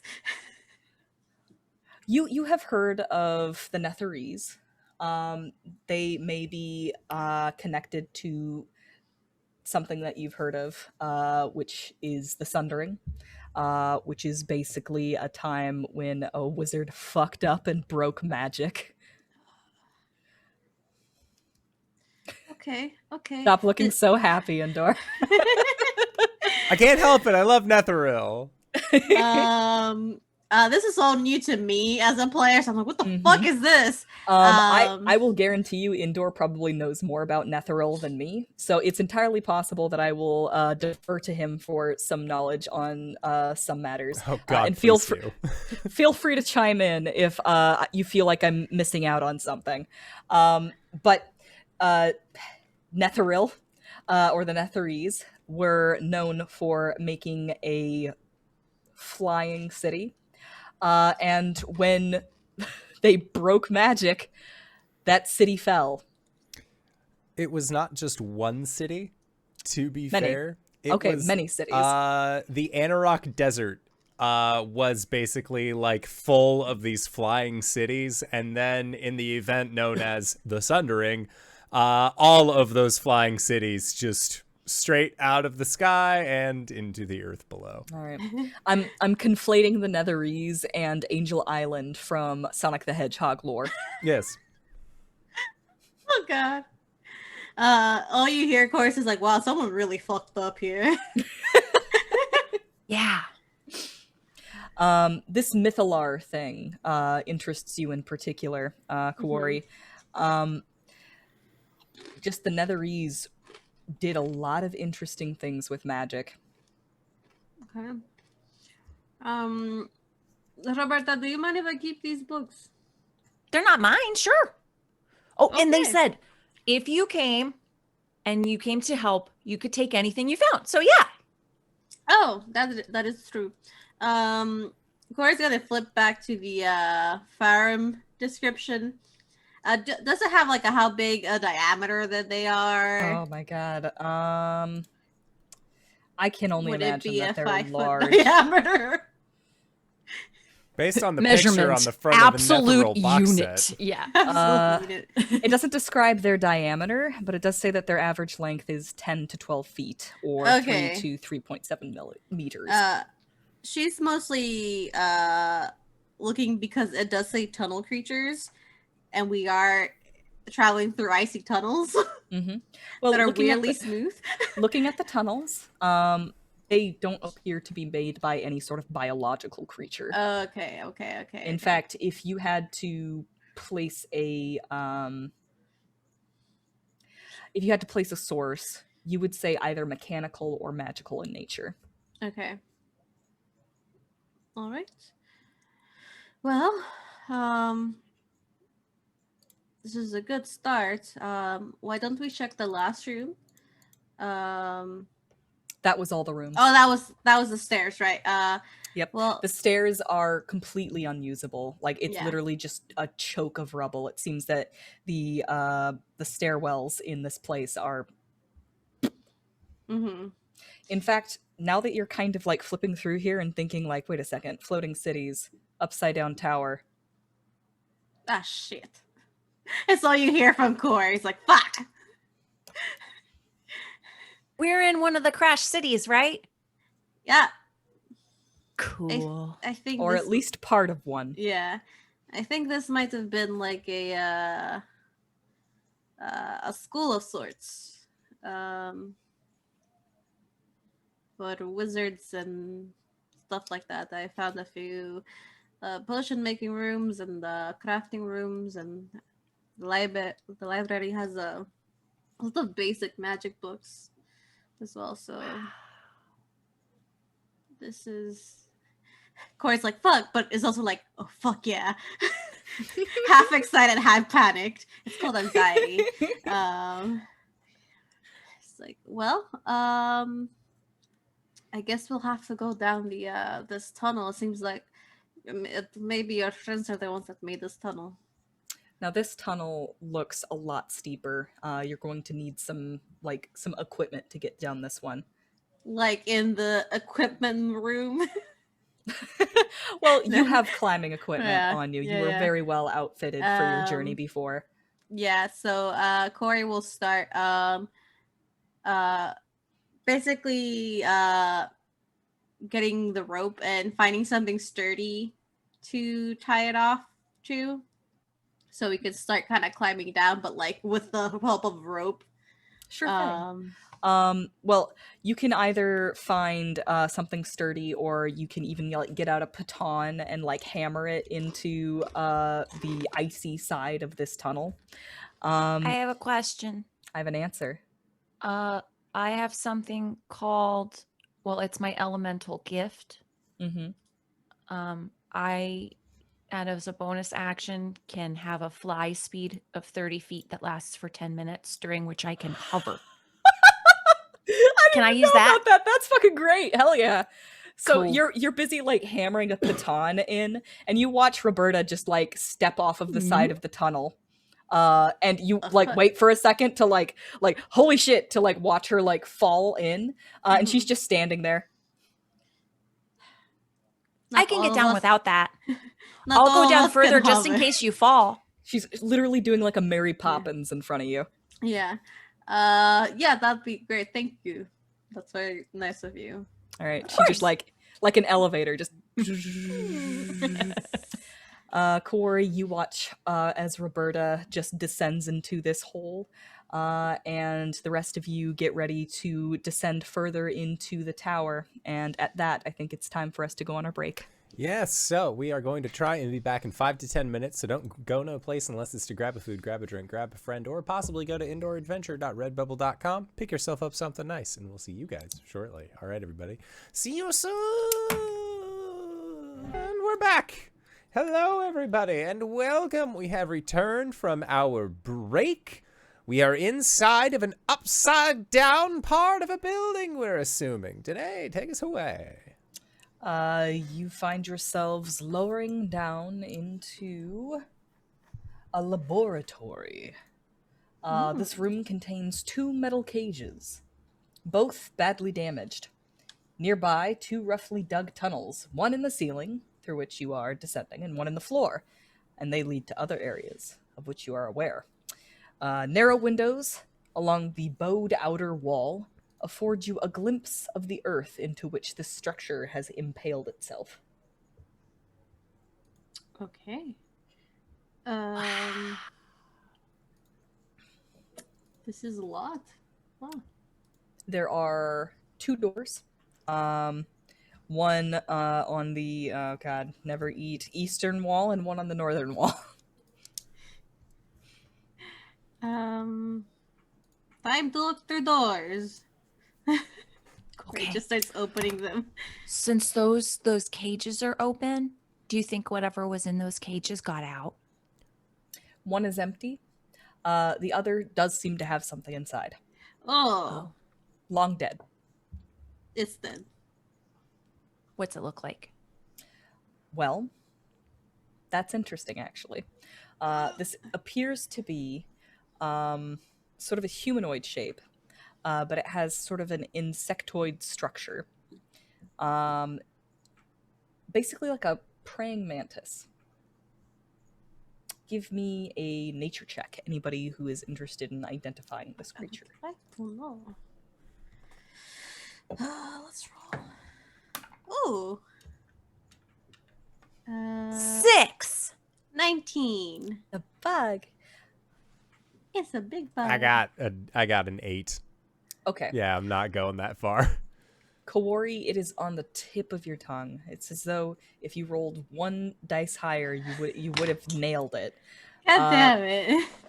But these things, they're people, like they're actual people.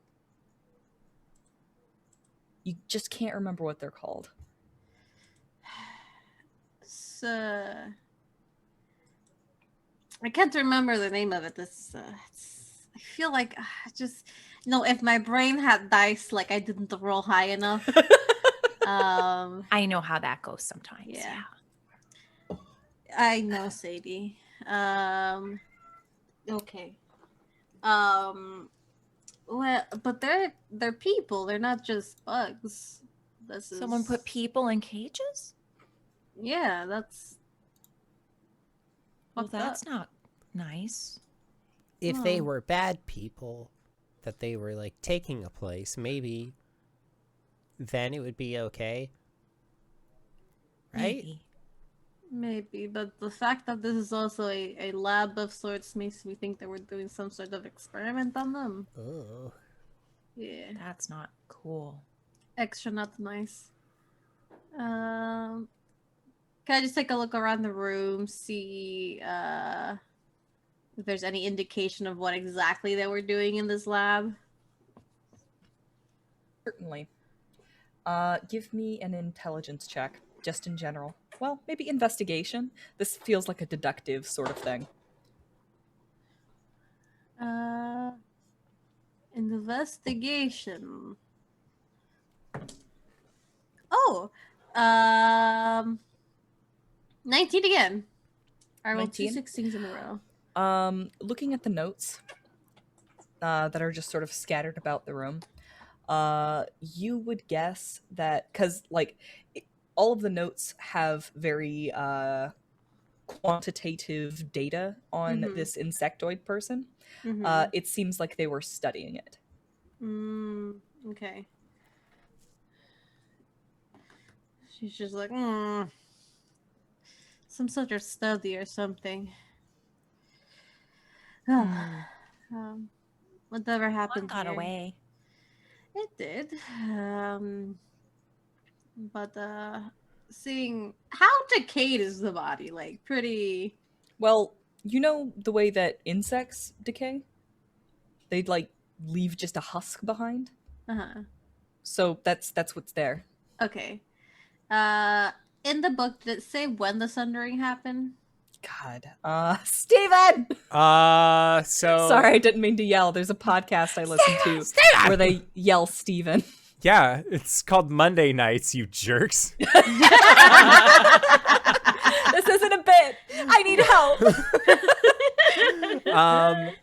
So the sundering, if I remember correctly, was like not even really like 400 years ago kind of thing. Like I can. a grand scheme, it's pretty recent that the sundering happened. And then the second sundering happened like 80 years ago. There were 2? Yeah, the second sundering was when we put it back together and shit broke again. Because the plane of D&D, this is some lore that I learned from Jordan PH Silent, aka Jordan PH. Second sundering, there were 2 planes, Abir and Toril. One was basically like 3.5 and the other was 4th edition, and then they got brought together to create the 4th edition that we know today. And that was when that's where Dragonborn came from, is that Dragonborn weren't necessarily a regular ass race on the face of the plane. They were like from our adjacent, like the other timeline of our plane kind of thing, and they just like got thrown into the Forgotten Realms. So like personally, I would love to see like Dragonborn following Celestian, the god of travelers, because like they literally got ripped from their home plane and tossed here. So like Dragonborn don't really have a deep history, so like fuck around with it and find out in your homebrew games. Okay, so looking at this, first sundering happened in negative 17,600 DR. I don't know what DR stands for. Dale Reckoning time. Dale Reckoning. Stands for doctor. Super long time ago, right? Yes. Second sundering happened from 1482 to 1487 DR. Guess what year it is now? It's like 1547. It's 1489. It's been 2 years. Oh. It's been 2 years since the second sundering. Sounds like it would have been a lot bigger of a deal. Yeah. So the first sundering was these cities falling, And then the second sundering is what, the planes crashing? Yeah, the planes reconverging of Abir and Toril. Okay. Gotcha. Okay. So the So first we- sundering was these things going down. Yeah. So we got It's dragon been board tens of thousands of years since then. since the first sundering? Yeah. Oh shit. I knew it was a 14 something. I just forgot to put the negative in front. Third sundering, sorry. Okay, well, these are pretty dead. You open one door. You find a rubble of a spiral staircase. It seems like there's no passage here. You open the other door, and what you find is more books. More books, yes. More books, more books. I am going to give you a list of books that you find here. An upside-down table sits in the middle of this room, and books are scattered around it. Clinging to the bowed outer wall is an upside-down fireplace. Along the same wall is a wood window with nothing but hard-packed earth beyond it.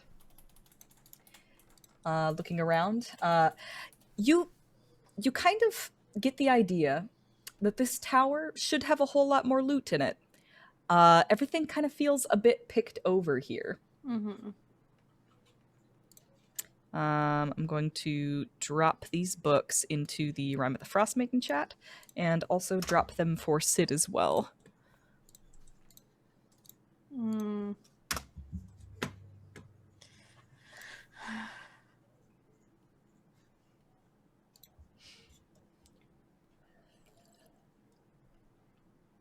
But yes, looking at these books, you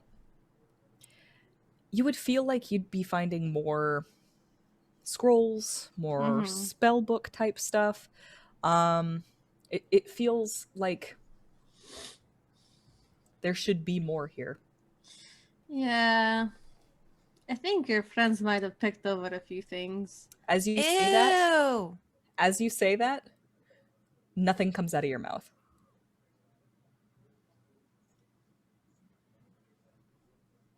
Hello? No sound. Is that all of us? Yeah. So she was reading The Unfettered Mind about brains in jars, and she went, ew, but It's very quiet in here. Hart This is a great visual gag. Hart is gonna mouth his entire backstory and spill all of his beans. Every single bean. Every oh, no. single secret, every single thing that has ever been mentioned, he says in this moment right now, gets it all off his chest. And then it turns back on. Damn it! Oh wow. No, I think Hart will start like tapping his staff onto the ground and see if that makes a noise. Still no sound.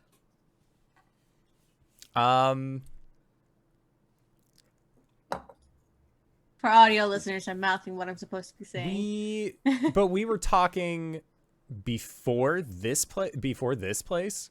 Mm-hmm. So Hart's gonna tap his staff out the direction that they came and see if it makes noise in the hallway, but like all's quiet in the library kind of thing. Talk, talk, talk. You can hear the sound outside in the hallway, but only if you stick your head out the door. And Hart will say from the hallway, "We can't make any noise while we're in the room." You say that to them, but they can't hear it. You can hear yourself. I'm gonna throw a cookie at them Why? to get their attention because Roberta's they were in the eating it. process of speaking. Just catches it out of the air like, yay, cookie. yep. Or he's gonna go outside. I think the room's silenced. Oh, hey, I can hear myself now. Roberta comes out too. That's what I was saying. I think you're not supposed to talk in the library. Yeah. What I was going to say originally is that I think your friends might have picked over a few things because I feel like there should be more stuff here. You did see another door in that room.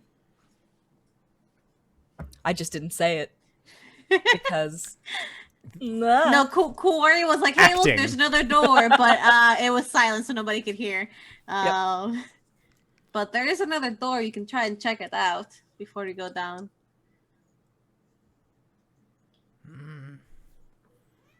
but if everything's already been picked over, Well, we have found a few things that they haven't been picked over. I mean, this brain book is kind of gross, but also kind of interesting.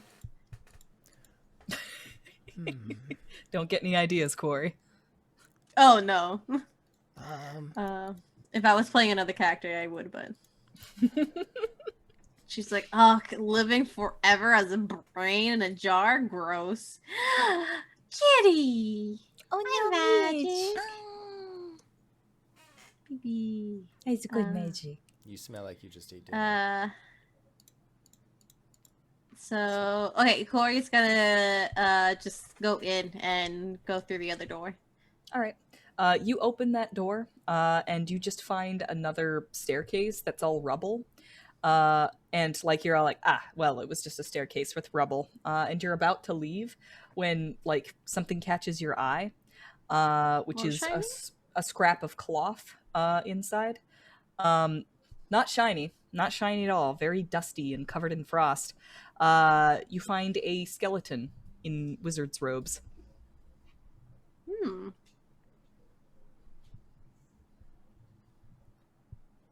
Do the robes have like any emblems on them or anything? I'm assuming like they're just like been dead for thousands of years, so this is pretty old. Mm-hmm. It's quite decrepit, but they're dusty. in the cold tends to preserve things Yeah. better. I'm digging through my notes. Now the thing is open and I can use it when I need it. Sorry. I don't know why I'm suddenly so musical tonight. I don't normally do this. I'm doing jazz hands. I'm with Yeah. you. I'm with you. We're vibing. This is an interesting artistic pathway that we've started going down. As you lean over this skeleton and begin to examine it, you're looking at the rictus grin of its face when there is a bright light from behind it. And you see this just ephemeral orb begin to rise up out of it. Oh shit. Okay.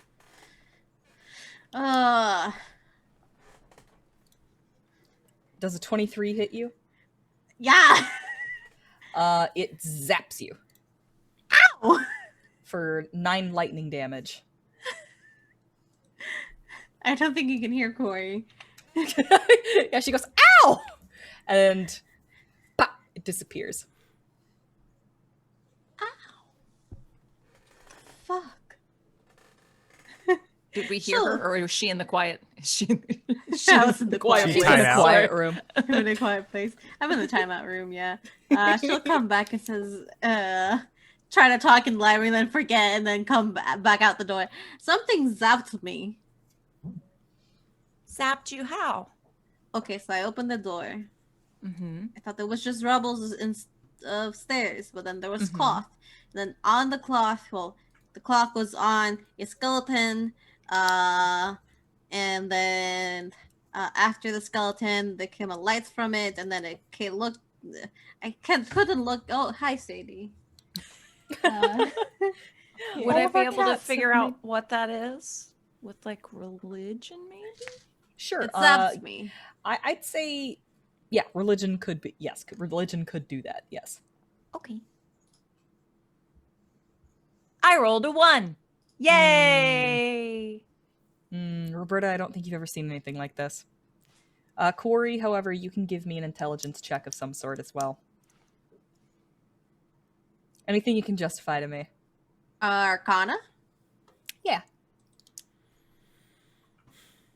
23. You've seen something like this before in the Cauldron Caves so long ago. This had the appearance of a will-o'-the-wisp. Okay. And the fact that it came out of a skeleton kind of gives you the impression that it is attached to it in some way, Okay. spiritually so.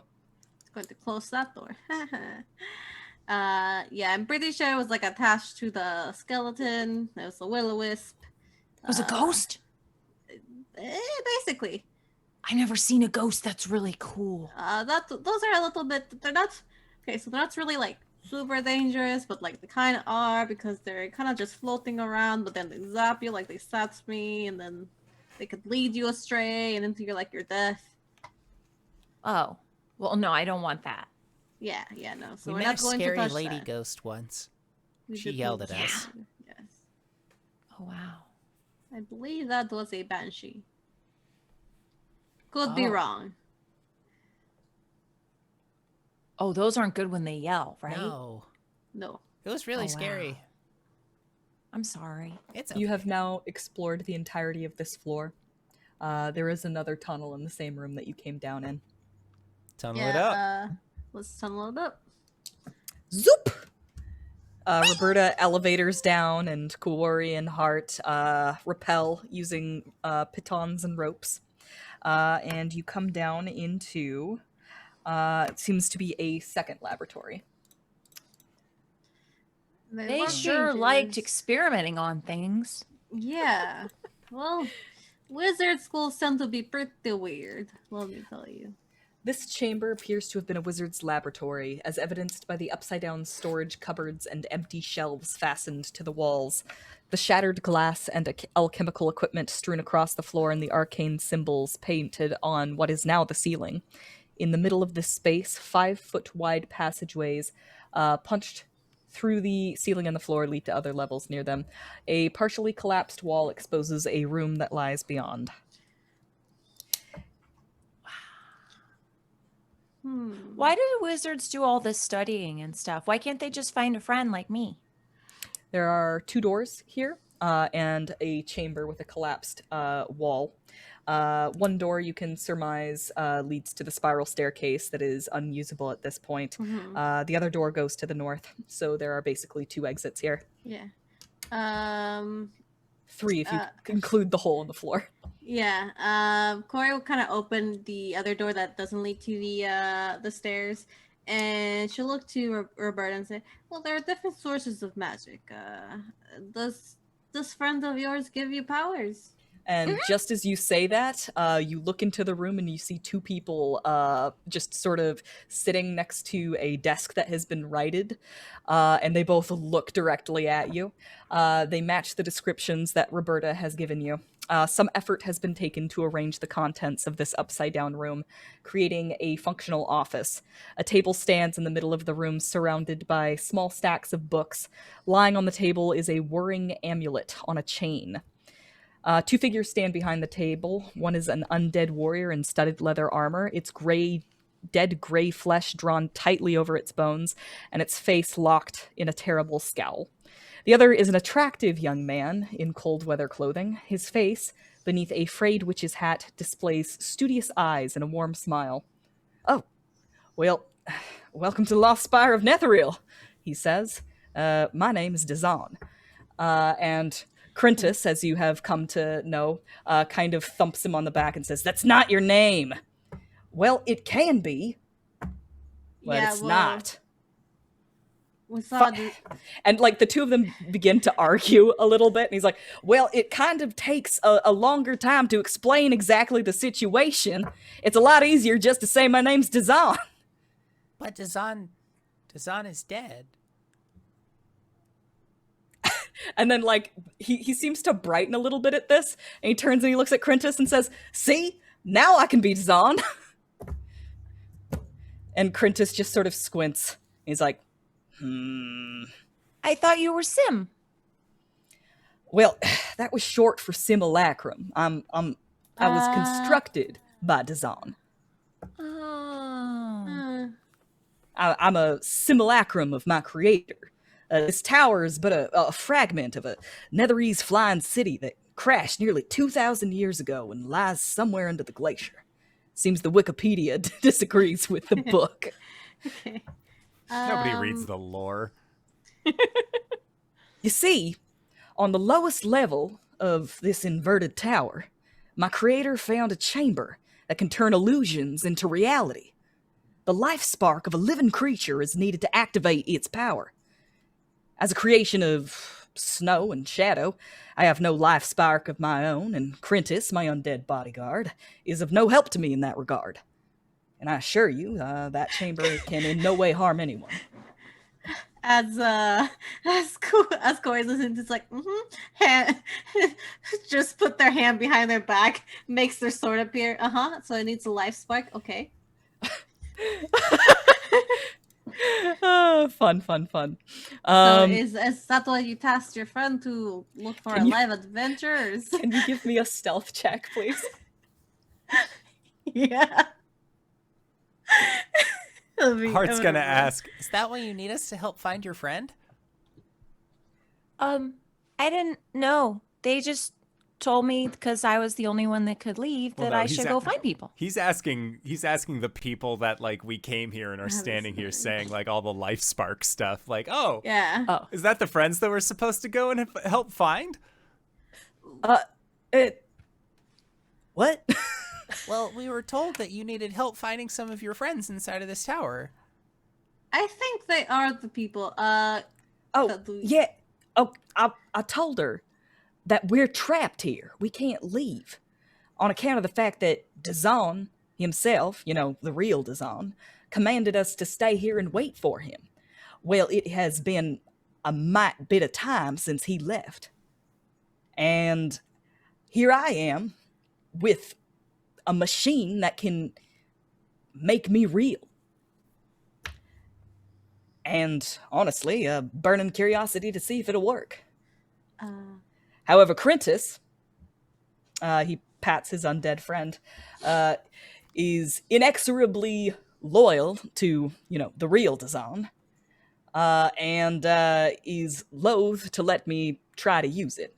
Not that we could, on account of the fact that neither of us have a life spark. why couldn't I use it? Roberta, you don't have a life spark either. Why not? Well, Roberta, you're not technically alive. Wait, what? You're a lot like me. You've been constructed. He kind of like walks across the room, and like he lifts what looks to be a stone sort of. It's got like a little stand at the bottom, and it's all like got filigree and such, and then a little stick that goes up, and then like a half hemisphere that like at the top. Kuori, you might recognize this as like a short little hat stand that's intended to like sit up on a shelf. As I was waiting for Dazan's return, I explored this tower as well as I could. And I found a hat. And, I was curious to see what it would do. So I put that hat on one of the multitudinous snowmen that I made up on the surface. And then it was you.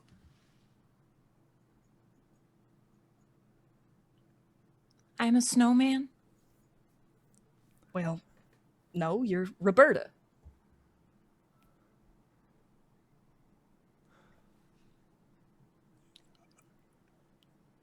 Hart's I don't jaw understand. is just like, So that's where the snowman went.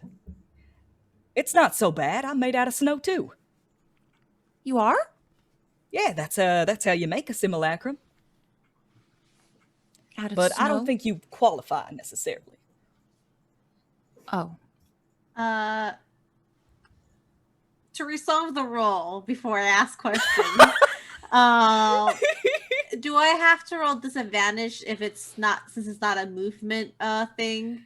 You were just like trying to like make a sword appear behind your back. Yeah. That was just to like see if either Crentis or Dazan's simulacrum noticed that you were summoning a weapon. It was 17. 17. Yeah, neither of them seemed to notice.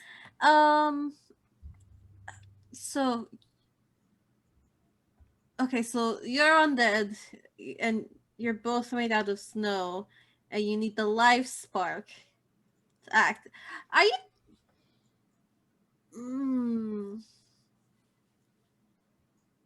Is that why you had us come here? Yeah. I mean, if they weren't able to find Dazan, if Roberta did find Dazan, he would have returned here, and then there'd be no more use for me. Mm-hmm. Mm-hmm. Mm-hmm. And what? So I have to say, I'm actually kind of relieved. And I'm assuming do you still need help getting out, or are you trying to, like, I don't know, sacrifice us to use this thing? What? Why would I do that? All I need you to do is hit a button. So they won't get hurt? No, of course not. It won't hurt anybody. I'm gonna insight check this motherfucker. Can you only press Sure, the go for button it. if you're alive? Yeah. Hearts do nuts.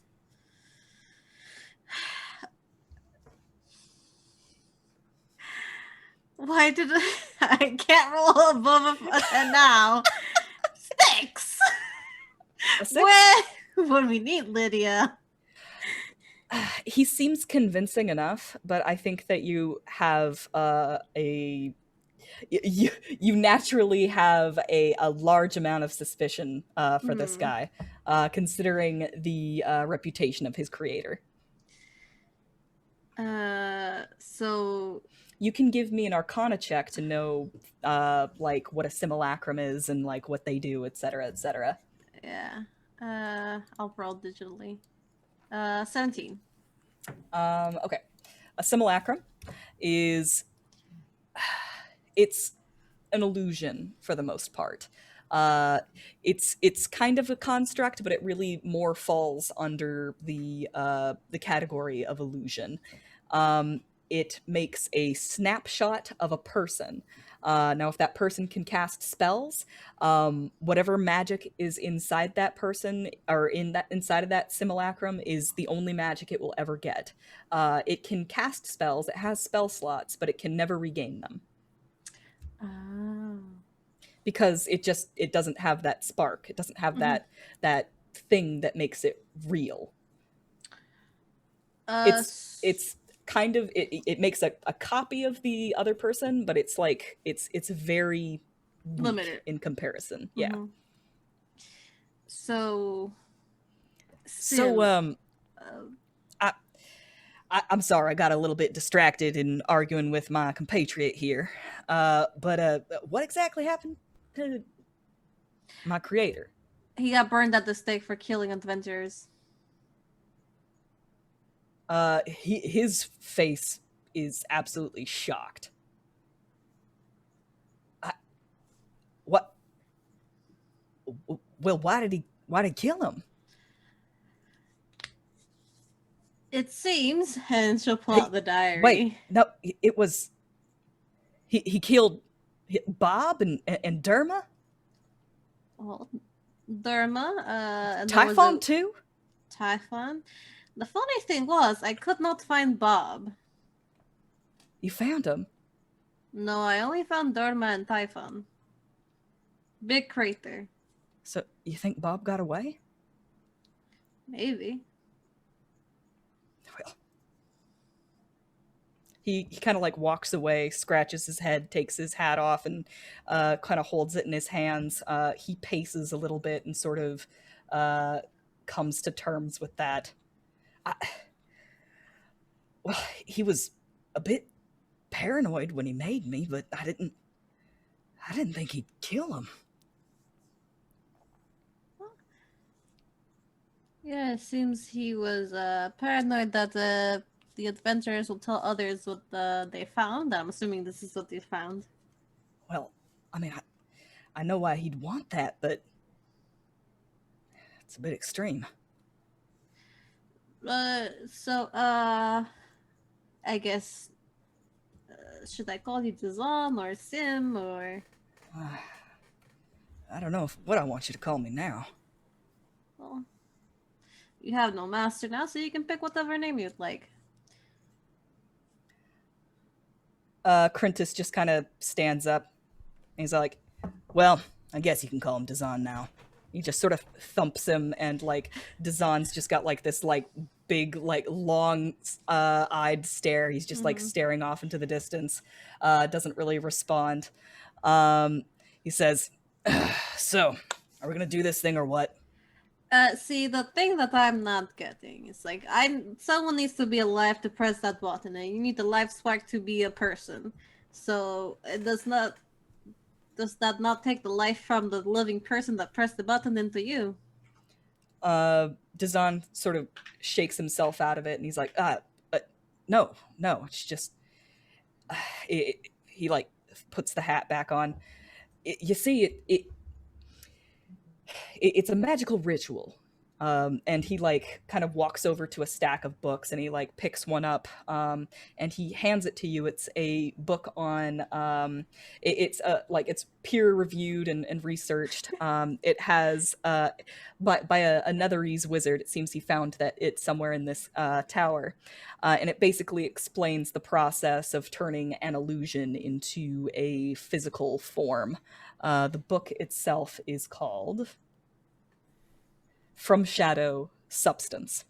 And this looks to be just speculative work, but he assures you that they have figured it out, and he's very confident that he can get it to work at least once. The only reason he needs someone with a life spark here to work the machine is basically a security measure put into place by the Netherese wizards so that simulacrums basically wouldn't have an uprising where they all made themselves into real boys and then, like, you know, attack.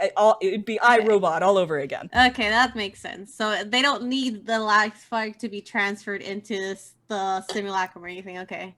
No. It's all gleaned from the weave. Okay. Can you make me real? In theory, yeah.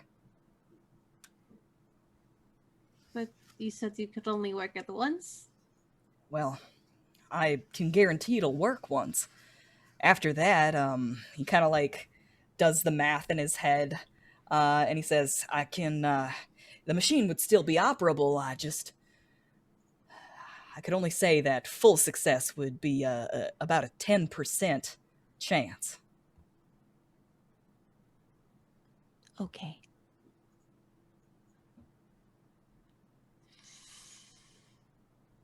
This is where we pick who we want to become a real boy. I was not ready for this fucking Telltale Games level bullshit here. Yeah. We should have just killed that guy.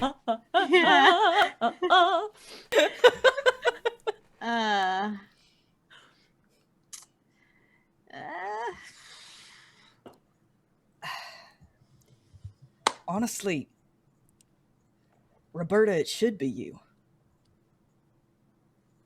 I mean, I wanted to be real all this time, but I didn't know what I was before this. I don't think Dazan necessarily deserves a second chance. This is your first one. You're brand new. You still got a chance to make all your mistakes. Really? He starts to smile at you, and then there is the rasp of a sword exiting a sheath. And Crentis sort of steps forward, yanking the simulacrum of Dazan behind him and says, well, this isn't personal or anything, but as long as there's a chance that Dazan can come to life, I'm kind of bound to make sure that happens. Corey's gonna take the sword from her back. Yeah, well, I got decisions I want to make too, and I kind of want Roberta to be a real person, so points her sword back. You can try me. No, it's okay. No. I have a hat. I am cool.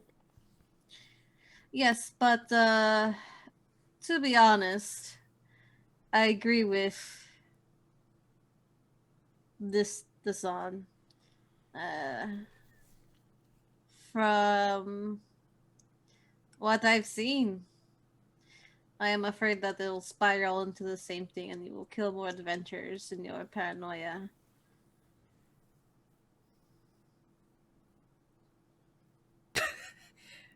Dazan Simulacrum says, I can't guarantee that won't happen. Honestly, I'm kind of having an existential crisis right now. Yeah, okay. Well, Crintus says, you can have existential crises later. listen, you're like the only rude person here, to be honest. Sorry, it's the way I was made. And he's gonna take that sword and like he starts to lunge, and Kuori, you like react in like the way that you usually do, which is to say, you know, expecting to be attacked, but he is going directly for Roberta instead. Roll for initiative. Oh, you're not getting rid of my second heart.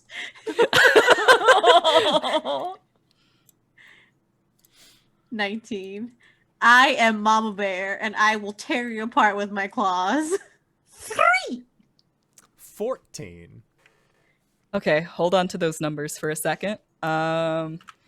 I didn't quite expect you guys to start fighting this guy just yet. Okay, it's fine. You challenged us. He was the one who was like, I guess I gotta fight you. well, you know, sorry. Okay. Oh, I didn't roll for this guy. Well, so silly of me. I'll just do this then. There we go. Okay. Oh my well, god. Ride of the Valkyries just popped onto my Spotify. This is epic. Hell yeah. Oh, I suppose I'll roll in Dazan Simulacrum as well. Listen. Oh my god, this is like a major deja vu moment for me, sorry.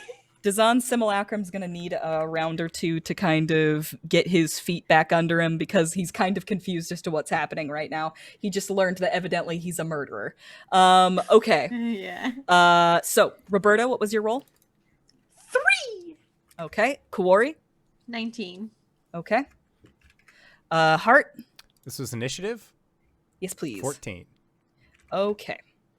And then I shall sort this out. Okay. I started to get a little bit teary-eyed there for a second, y'all. Yeah. Fucking- There's no way you're taking Roberta from me anymore. I have adopted her.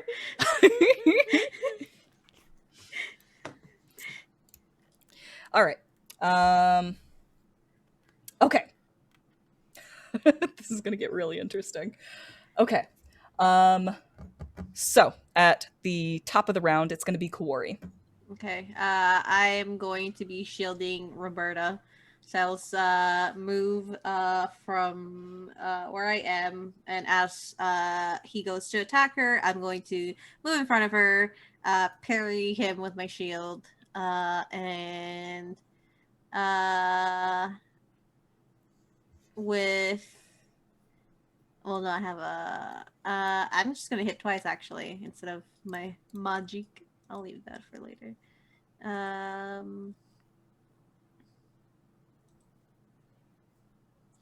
23? 23 will hit. That is 10 points of damage. Okay. And I can hit again. 20, non-natural. Okay. And that is another 5 points of damage. Oh, shit, sorry. This damage is for Crintus, not for Dazan Simulacrum. No, I was like, Crintus. why does he have so few hit points? Okay. Yeah. I was like, he can't be dead already.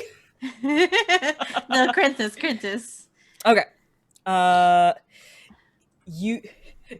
You basically slash across his chest, and the second attack is a jab, half of which he basically just like walks into as he's just walking with purpose straight for Roberta. Mm-hmm.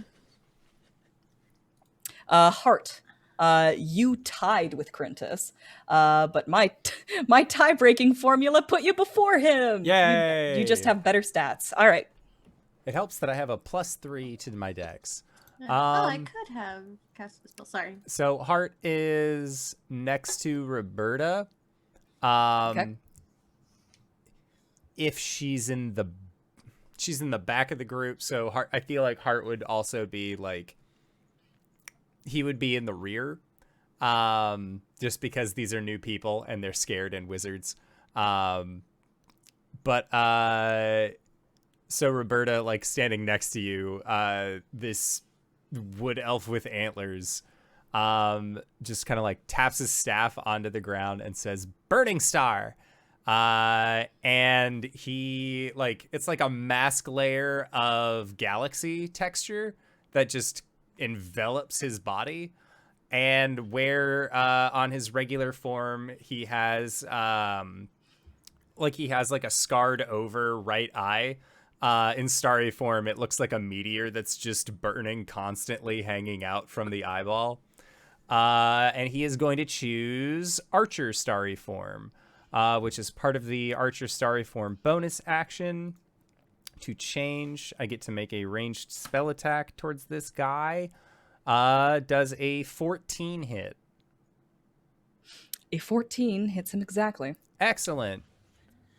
Because that means he is going to be taking 7 points of radiant damage. Okay. As, like, holding the staff in his left hand, he pulls back, and the staff kind of bends out like a bow. And you see him just, like, release this, like, radiant bolt. And then while that's still going, there are going to be 3 follow-up tracers. As for my action, I'm going to cast Magic Missile. So then that is not bad. That's 9 plus 3, so 12 points off the Magic Missile. Okay. Anything else for you? Nope, that's it. That's action, bonus action. All right. Crintus is going to come towards you, Roberta. Does a 16 hit you? Yes. All right. He raises his sword, and as he brings it down on you, he actually aims a little bit higher than your head, and he impales the hat off of your head. And instantly Roberta turns into a creature of snow. He holds that hat up in the air and he says, "All right, no hat, no Roberta. You want this back? You're going to turn him into a real boy."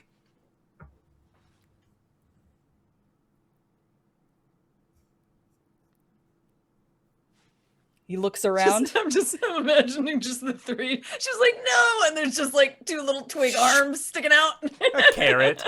In the carrot.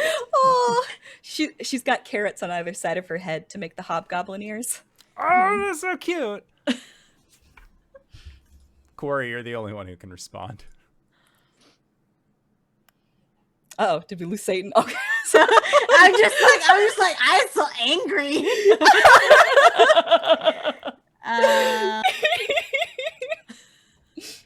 I guess the Roberta hat. I thought you were taking off like lashes. So I'm like, oh god, this is really just making Roberta disappear. It's no more. Is there any action I can do to like try and snatch the hat away from him? Yeah, you could try. It's technically your turn next, Oh, since shit. Roberta is technically petrified at this moment.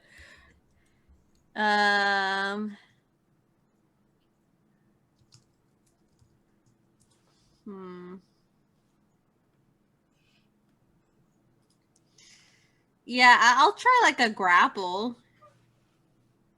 Does that make sense? To kind of like knock the hat away from him? Sure, yeah. Okay. I'm gonna pick a different dice. You don't trust these dice, do you? I don't. This is my C dice. Okay, this one. Red and black because she angry. Okay. Okay. That's athletics check to grapple. Yep. Non-natural 20. Well, he did get a natural 20 for a 22. God damn it! But You. wait, hold up. Because my cosmic my new bonus action thingy that I can do as a druid, Cosmic Omen, I can use a reaction based on the die roll. Is about to make an attack roll saving throw. Sorry. Whoops. Never mind. I could have rolled a d6 to lower it, but I read it wrong. Gotcha. That's fine. Kuori, you shoulder into him to knock him down, but it is like shouldering into a brick wall. He just stays completely still, and he looks down at you, and he's like, "Seriously?" Down at me? How tall is this man? Well, like you're shouldered into him. Oh, okay. So like you're just like straining against him, trying to like knock him down. He's like, "Seriously? I will destroy this hat. She'll be gone forever." Fucking hate these piece of shit person. She'll say that out loud. Well, that's fair. I agree with you. It's not like I have a choice in the matter. But I gave up on that a long time ago. Jesus Christ, whoever that is. Y'all need therapy. And it sucks to be a construct. Fine. Hart, your turn would roll around. Yeah. As like a free action, she'll kind of like be like, Hart, don't turn to him. It's up to you if you listen to me or not. Okay.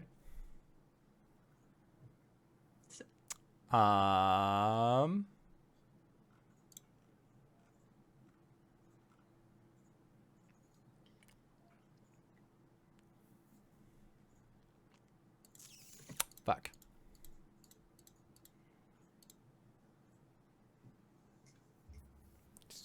Just stands there, I guess. Like, can you describe Burning Star for our guest? Yeah. I think I already did the like mask layer of galaxy that is over the boy. Yeah. But like it's just sort of standing there. Like it doesn't speak. It's just doesn't really have like an emotive stance. It's just sort of like a rigid body, like staring. And when you say don't, like it just stands there. Like it's not gonna like raise to fire. It just waits to see what everyone else is doing. He just kind of like looks back and forth at the two of you. He's like, "All right, so we're gonna do this. We gotta go down into like the rune room or whatever. I don't know how this works." And he looks over at Dazan's simulacrum, who's just like, "Ah!" And he's like, yep. Yep, down into the rune room. That's where we go. I forgot my accent for a second there. Yeah. Put the hat back on Roberta.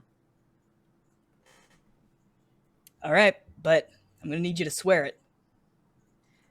I swear it. He looks over at Hart. What about that guy? Well, he can't speak, so.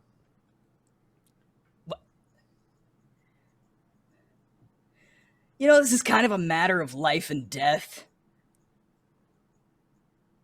He looks over at the effigy of stars that is he? Looks over at the effigy of stars that is Hart and says, "Do you swear?" It's just like it turns like I told you there's nothing going on there right now. It turns to look and just looks at him. But like from like a body language standpoint, he is non-threatening. Yeah. Like there's no aura of hate or anything about him. It's kind of there. All right. I guess I'm gonna have to take that as a yes. He like brings the sword down, and he like takes the hat off of it, and he just sort of hands it to you, Kuori. Like, brushes it off first and then Yeah. hands it to you. Puts it, like, dusts it off, puts it back on the snowman. Oh! Oh. Sorry, That had was to take you weird. hostage for a second. No hard Whoa. feelings. Are you What'd okay? I miss? Yeah. What just happened? He Was took it the the hat? hat off you. Oh. Crintus walks back over to Dazan, and Dazan is still sort of stuttering, and he goes, I don't necessarily want this. And he's like, tough. He just picks him up. And then it'd be like, Roberta, why don't my plan, okay, I don't want to take the player out of the game, but I really just want to go into the other room, shut it closed, and just kill this motherfucker.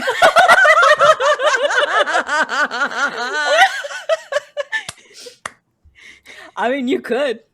There's nothing stopping you.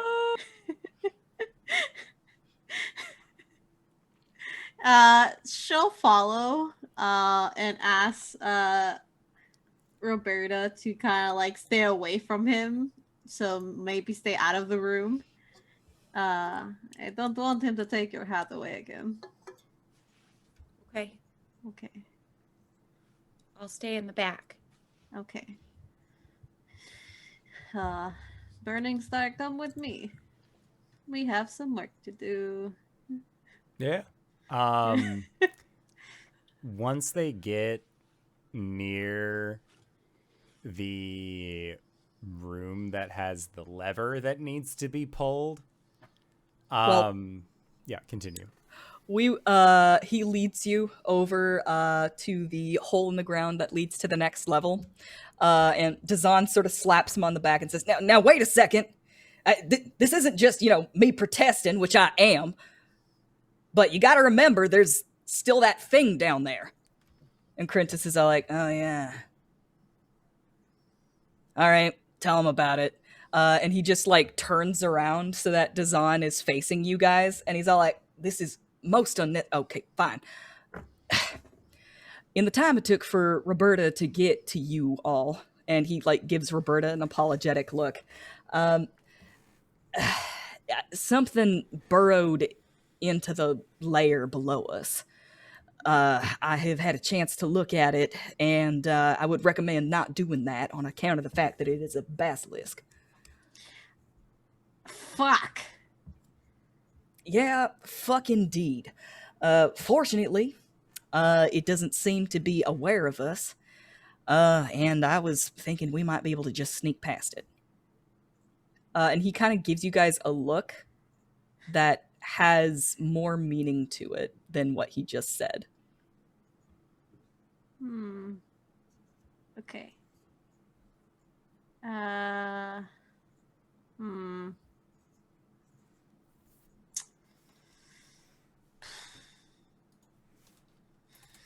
But if it comes to blows, you all know how to fight a basilisk, right? Yes. Right. And you shouldn't look at it. No. That's the most important part. And he kind of reaches into his jacket surreptitiously, and he slides something towards Roberta. What is it? At first, it seems to be just a little tile of glass, but you look down at it and you see your own face looking back up at you. And it blinks. It's a little mirror.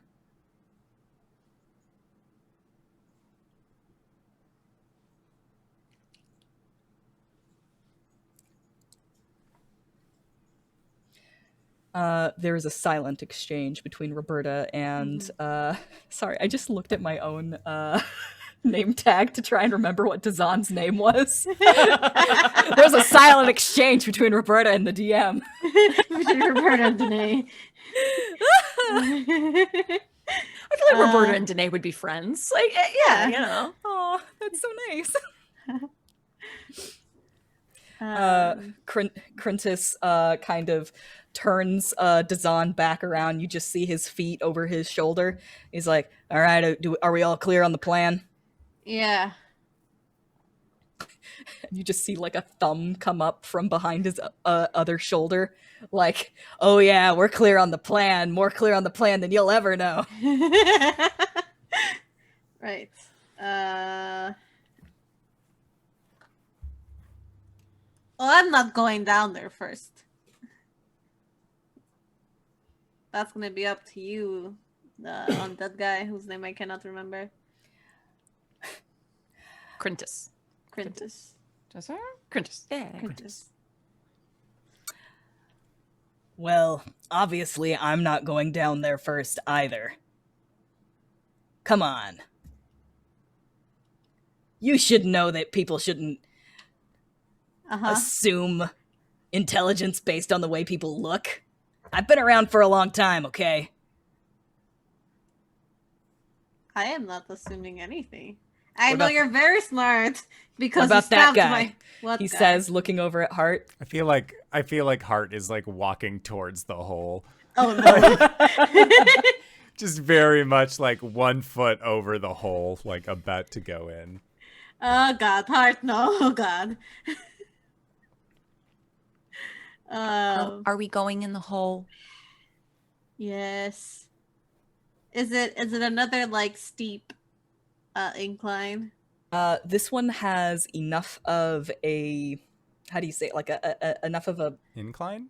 yeah, I mean, I was trying not to say the same word twice. It's been a couple hours. You're fine. Okay, Yeah, you're it's got allowed. enough of a ramp that you can sort of slide a little bit and then Okay. drop down quietly. Okay. Zoop. Yeah, just slide down. All right, I want everybody to give me stealth checks. Oh God.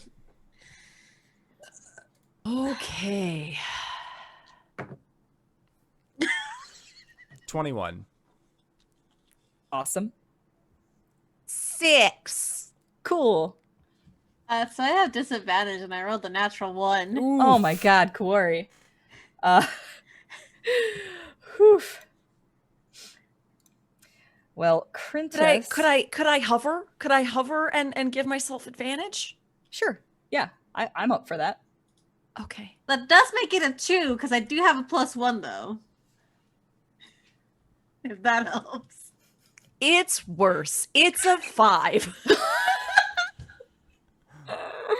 Okay. I'm so sorry, friends. You all sort of thud down, and you hear a stirring in the corner. And what looks like a pile of rubble and rocks begins to move a little bit. And then Crintus rolls another goddamn natural 20. And like a cat lands down in front of you guys, and then pushes you through the door behind you. Okay. And as he's doing that, he kind of turns around and says, "What, do you think that I was going to let you guys die?" No, because that wouldn't be, like, good for your plan, so. Well, that's true. He just kind of looks at you for a second. Listen, I'm not evil. I'm just loyal to a fault, okay? And as he's saying But he's that, dead! as he's saying that, there's a sudden zap from behind him as Dazan sinks his hands into his back and casts Shocking Grasp.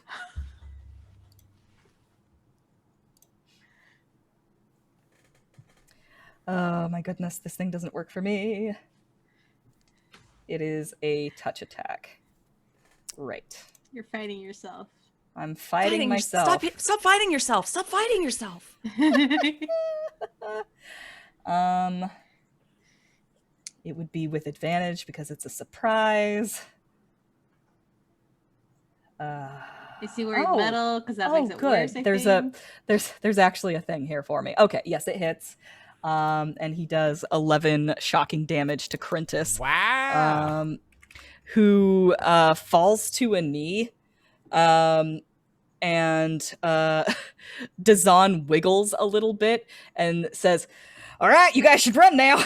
And you hear a banging as he starts banging on the door that the basilisk is behind. Oh, he locked the door. No, he's there's no way to lock these doors. Dazan is not or banging on the door trying to get the basilisk's attention. Oh. Let's go. Scoot, scoot, scoot, scoot, scoot, scoot. All right, you guys run through what appears to be a collapsed bedroom, and then you find yourselves in an upside-down rune chamber. The walls of this chamber are inscribed with interconnected runes, marred with cracks. I could go through the entire explanation here, but I feel like to preserve the energy of the moment, just trust me when I say there's a big fuck off machine in here that looks super magical and shit. And there is a lot of noise coming from Crintus and Dazan's simulacrum in the other room. Yeah. That's this very magical looking contraption. Going through the book that Kim handed them. Get on it. Should I go? Do I go? Yeah. Do I have to? Okay. You here you sit. Opens up the book. See, there's a picture here. Oh, there's a diagram. That's really handy. Yeah. Okay. Yeah. She'll get inside of the big fuck off magical machine. Yeah. It is upside down. Like there appears to be like a platform where you should be standing. She will hover up to it.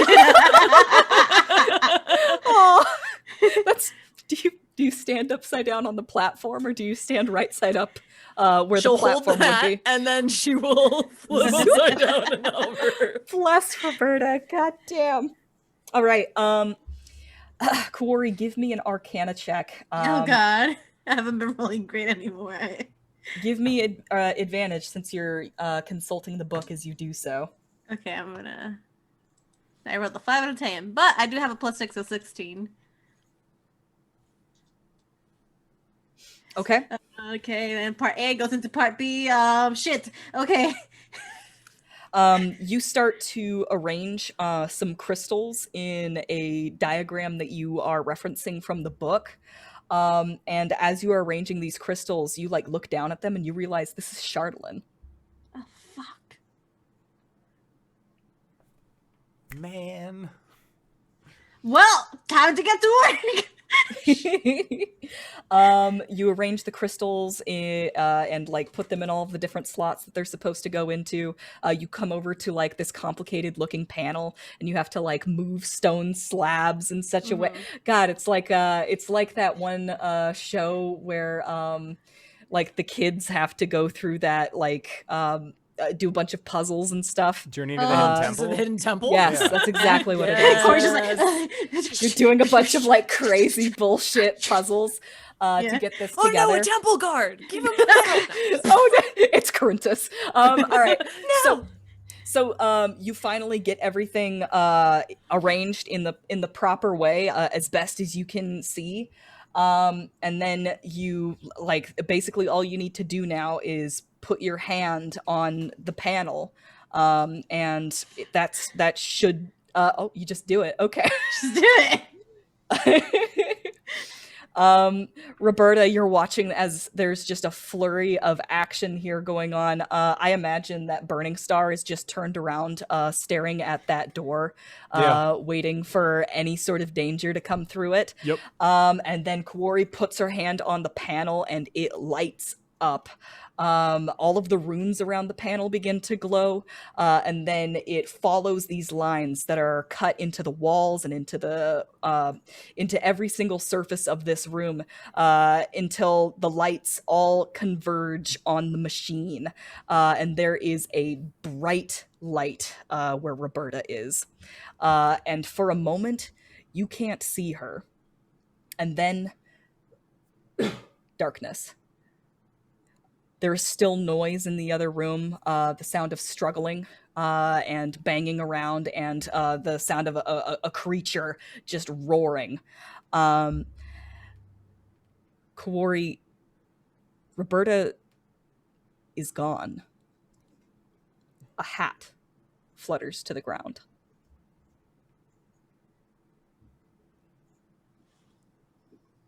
Pick up the hat. I think I did something wrong.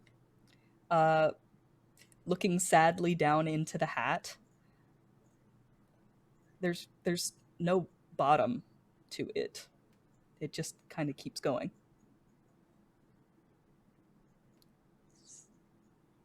Put my hand in it. Am I gonna pull You start- Roberta out like a You reach into the hat, kind of confused, and it keeps going all the way up to your elbow, and you feel a fuzzy clawed hand take yours. I'll grab it. And Grab much it. like the first time I pulled Hart from the snow by his antlers, I'm gonna pull Roberta out from the hat. You yank Roberta out of this hat, and she floats briefly in the air before touching down, not wearing the hat, completely flesh and blood, looking just like herself. What? You just get a big hug from Kuori. This moment of celebration is punctuated by a banging on the door. Oh shit! I do still need the hat because it's kind of a gift from Jiraz, and it's kind of how I have my magic. So can I have that back? Yeah. Here you Okay, go. thank you. We should probably go help them. Yeah. Okay, don't look at the basilisk. Mirror. Oh my Mirror. goodness. Okay. All right, we are getting close to time. Are we okay for one more combat, y'all? Yeah. Yep. Okay, Let's let's fucking got We a do can new this. speed best run friend Nights in and the I'm Courtyard. happy. It's fine. Okay. All right. Okay. Well, I feel like yep. All right, let's do this. So Burning Star has already raised a hand to the door and is just waiting for the danger to approach. And then Kuori sidles up next to him, and then Roberta comes over to the other side of them. And the three of you stand ready for this threat. I think at the last moment you remember, oh wait, you're not supposed to look at it, and then boom, the door goes down as this enormous multi-legged creature begins to crawl in. It's got a dome-shaped face with these protruding teeth. If anybody were looking at it right now, I'm sure everybody's averting their eyes. It has rows of eyes on either side of its head, and these spikes that just trail down the back of its spine, and just sort of undulates to where its tail is.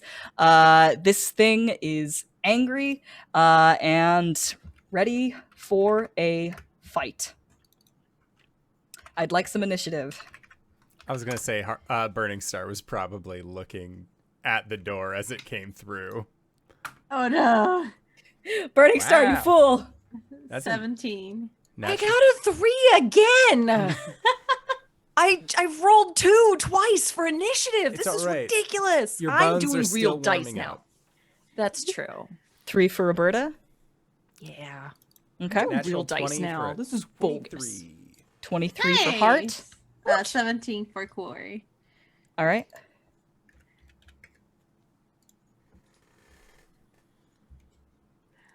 Heart, don't look at it. Oh no.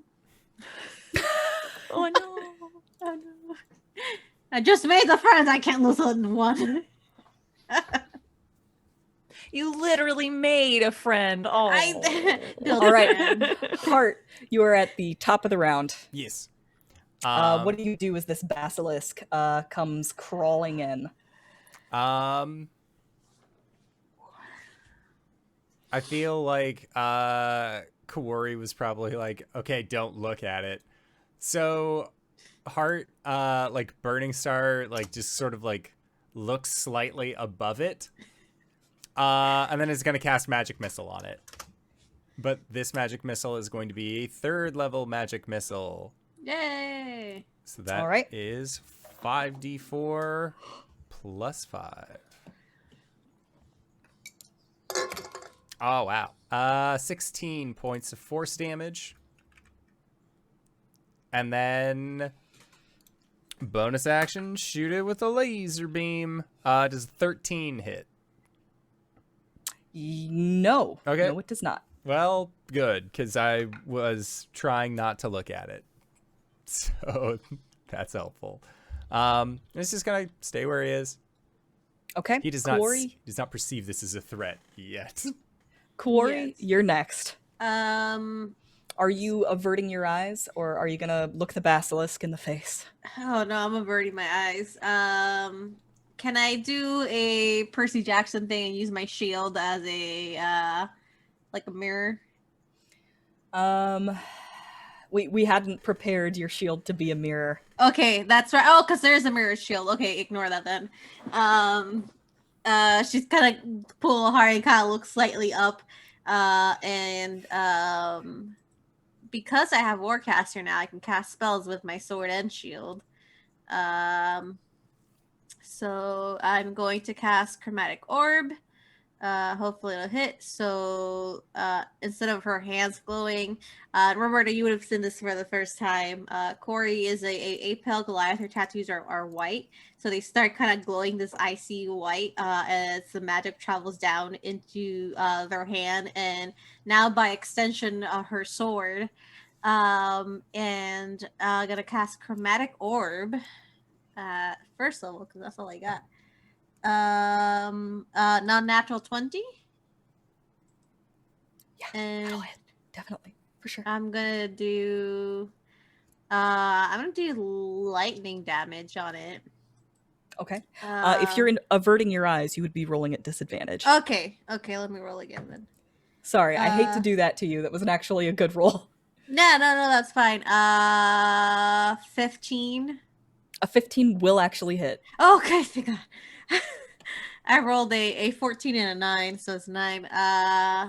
So lightning damage. So usually she does fire, and Hart will have seen the fire wrap around her hands, but now it's like just white lightning arcing between her tattoos into her sword and shooting straight into the basilisk, and does 8 points of lightning damage because I rolled 1 and 1 and 2 in my 3d8. All right. That's still damage, man. Yeah. Alrighty. Anything else for you? No. Nothing else for me. That would be it.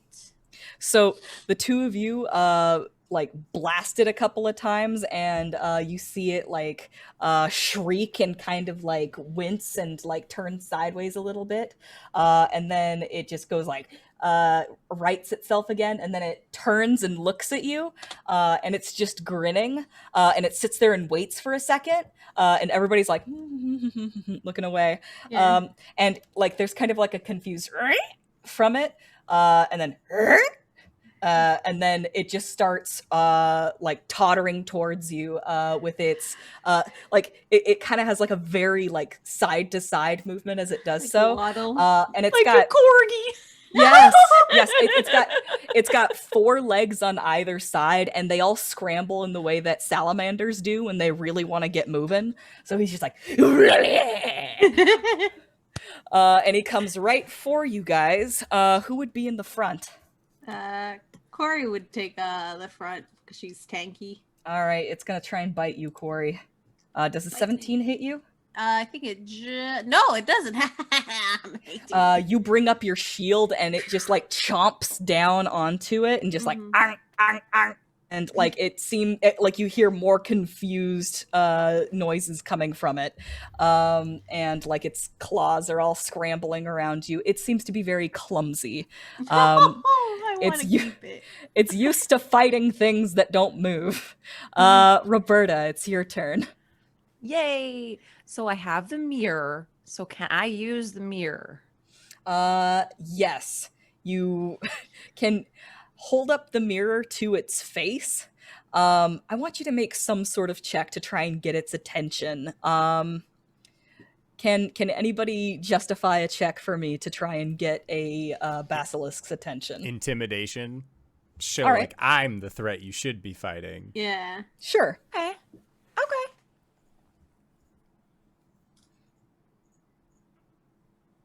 That's a 21. Holy shit. Oh my god. Frosty's pissed. So she just like nothing that you've seen of her. She just sort of reaches deep down into something that she's like not super comfortable with, but manages to like let out this growl of like, look at me. All right, it's going to make yeah. a save against that as it looks itself in the eyes for probably the first time ever. And just barely does not make it. You hear a and from the tip of its little non-existent nose, you see a couple of scales turn to stone, and then that stone begins to swell and just sort of like crawl up its head, and it like recoils, sort of like backs off of Kuori, like, you know, like a cat trying to get out of a box that it stuck its head into. And it like rears back, and its body has a lot of points of articulation in it.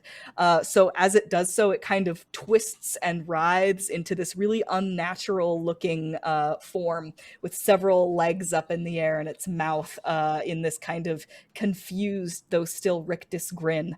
And you see its eyes are still glowing, and the moment that the stone reaches its tail, the eyes go and stop.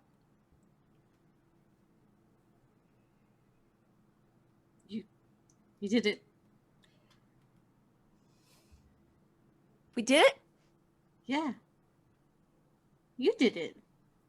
Oh god, are there statues over there? The mirror did it.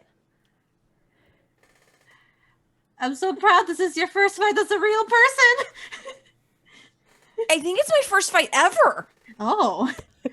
I'm so proud of you. Thank you. Corey's going to go kind of look into the other room and see if there's a two new statues. You see one statue sort of curled over, and it is missing a head. It looks like it's literally got like bite marks where the neck should be. Crintis is crouched over something, and like just like where his neck stub is, there is just a big old bite. Kuori, you remember that you read somewhere that basilisks will turn their prey to stone and then eat them, whereupon the stone turns back to flesh in their gullet. Okay. Tizan? Hello? Hi. You see a hand kind of poke out from underneath the statue that is Crintis. And you see that Crintis was actually standing very protectively over Dazan's form. He kind of like, he's like, I'm sorry, I'm kind of stuck here. Oh, we can help you. It's kind of like maneuver Dazan out of this. Like, she doesn't want to break the statue because I feel like that's going to be even more like rude. With your strength, you can basically lift it off of him. And you can see he's got like a classic wizard build. He was able to like sort of curl up into a very small shape. Mm-hmm. And he kind of like looks around. He's all like, "Did you do it? Did it work?" And he like seems to have a hard time looking away from Crintis, and he manages to drag his eyes away. Roberta takes her hat on and off in rapid succession. No snow! Dazan beams, and he's all like, "Well, there you go. I always wondered what you look like without the hat. Fetching either way." Oh, thanks. If I look into the room where the magical contraption is the Charlatan gone? The Chatelaine has stayed, but you can still see like the light kind of dancing around inside it, though it is steadily dissipating. Mm-hmm. Did you still want to try? He takes a few steps in, and he looks at the machine. He walks up to it and just puts his hand on it, and he says, "Well, 10% is not good odds." And he looks up and down at it, and he turns back around, and he says, "And it's not really going anywhere."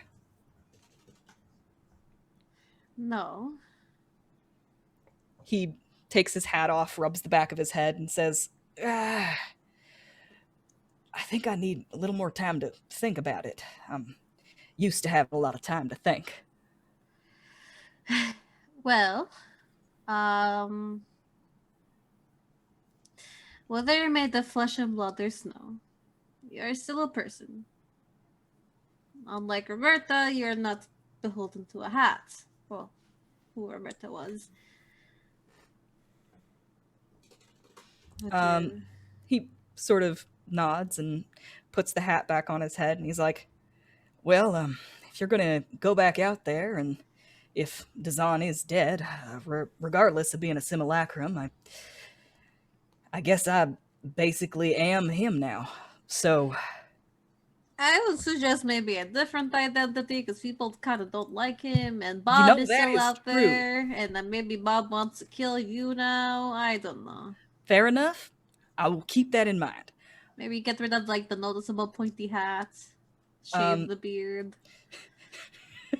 He's like, "But I like this beard." Witness protection program. Yeah, so did the other designer. He's dead. Maybe move to Vermont. Yeah. Maybe make it out of ice Why cream specifically then. Vermont? That's Dye your hair, get a face tattoo, something really. That would make you more building some identifiable. muscle. That's true. He says, now listen. I'm going to go back out there, and I'm just going to pick up where I left off, and maybe not make the same mistakes as he did. I still think you should not look much like him, just in case. Or use the name. Yeah. Fair enough. Still, You could be Dazan called- wasn't the only person out there that you should have been worried about. The whole rest of the Arcane Brotherhood is still in Icewind Dale.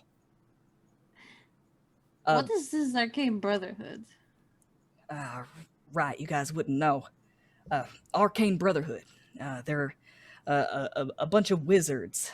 We all came together, and, well, mostly, we said that it was to sort of pool our efforts and such, to seek greater things, for research, for discovery.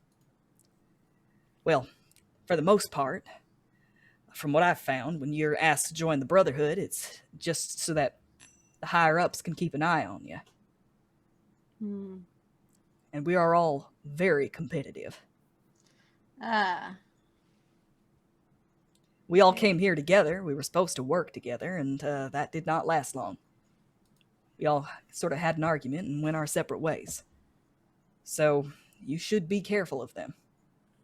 Is there any way to identify these wizards? Yes. There's Nass Lantimere. She's got glasses. Otherwise, she just wears the same sort of winter clothes everybody else does. She's a human diviner. She likes to pry knowledge from others by reading their thoughts.